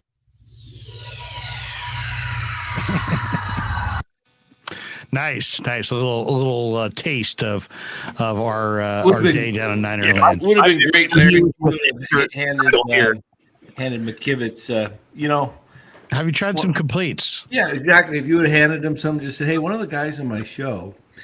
I didn't realize Jeff Wilson was still eating when we started the interview. Oh, yeah. I noticed it because when I was editing the podcast and it was like,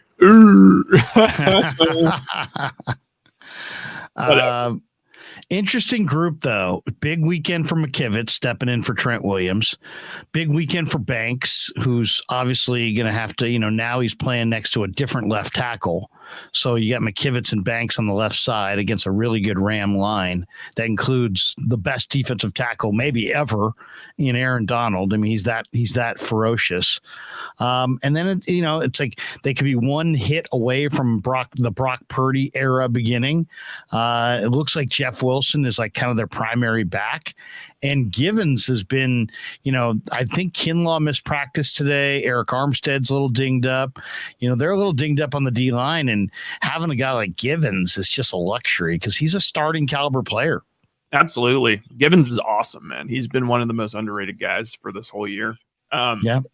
Should we what do we say, call it at midnight? Yeah, we can call it right here. You guys got a final thought on the day? It's 11:57. We're 3 minutes away from midnight. We've been going for 2 hours and 13 minutes. We're back in Santa Clara tomorrow afternoon. We're also going to do some Niner live streams tomorrow morning. 10 a.m. Jack Hammer is going to join us. Or maybe it's Kyle Posey, and then at 11 a.m., the other one joins us. So we're gonna have somebody at 10 and somebody at 9 and somebody at 11, right? Is it 10 and 11? I think it's 10 and 11. Yeah, 10 and 11. So we're going to do 2 Niner live streams tomorrow, one with Kyle Posey from Niners Nation, one with Jack Hammer. So look for that in the morning. We'll talk a lot of Niner football, getting you ready on a big Friday for Niners Rams on a Monday. And then we'll be back with you tomorrow night, maybe doing a little bit more. We'll see. I'm not sure if we're going to do Friday night or not, but we could. We could do a live stream tomorrow night after the Giants game. This is the final weekend for Giants baseball. This is it. Then they play. I think they don't finish on the weekend though, do they, Danny? They finish in the weekday, don't they? Uh-oh. Oh, Dan. Dan's muted. You done? No, he muted himself. Oh, there I am. There you go. Am I good? You're good. Great. Okay, yeah, Monday, Tuesday, Wednesday in San Diego. I was muting myself because I was eating that little bar there.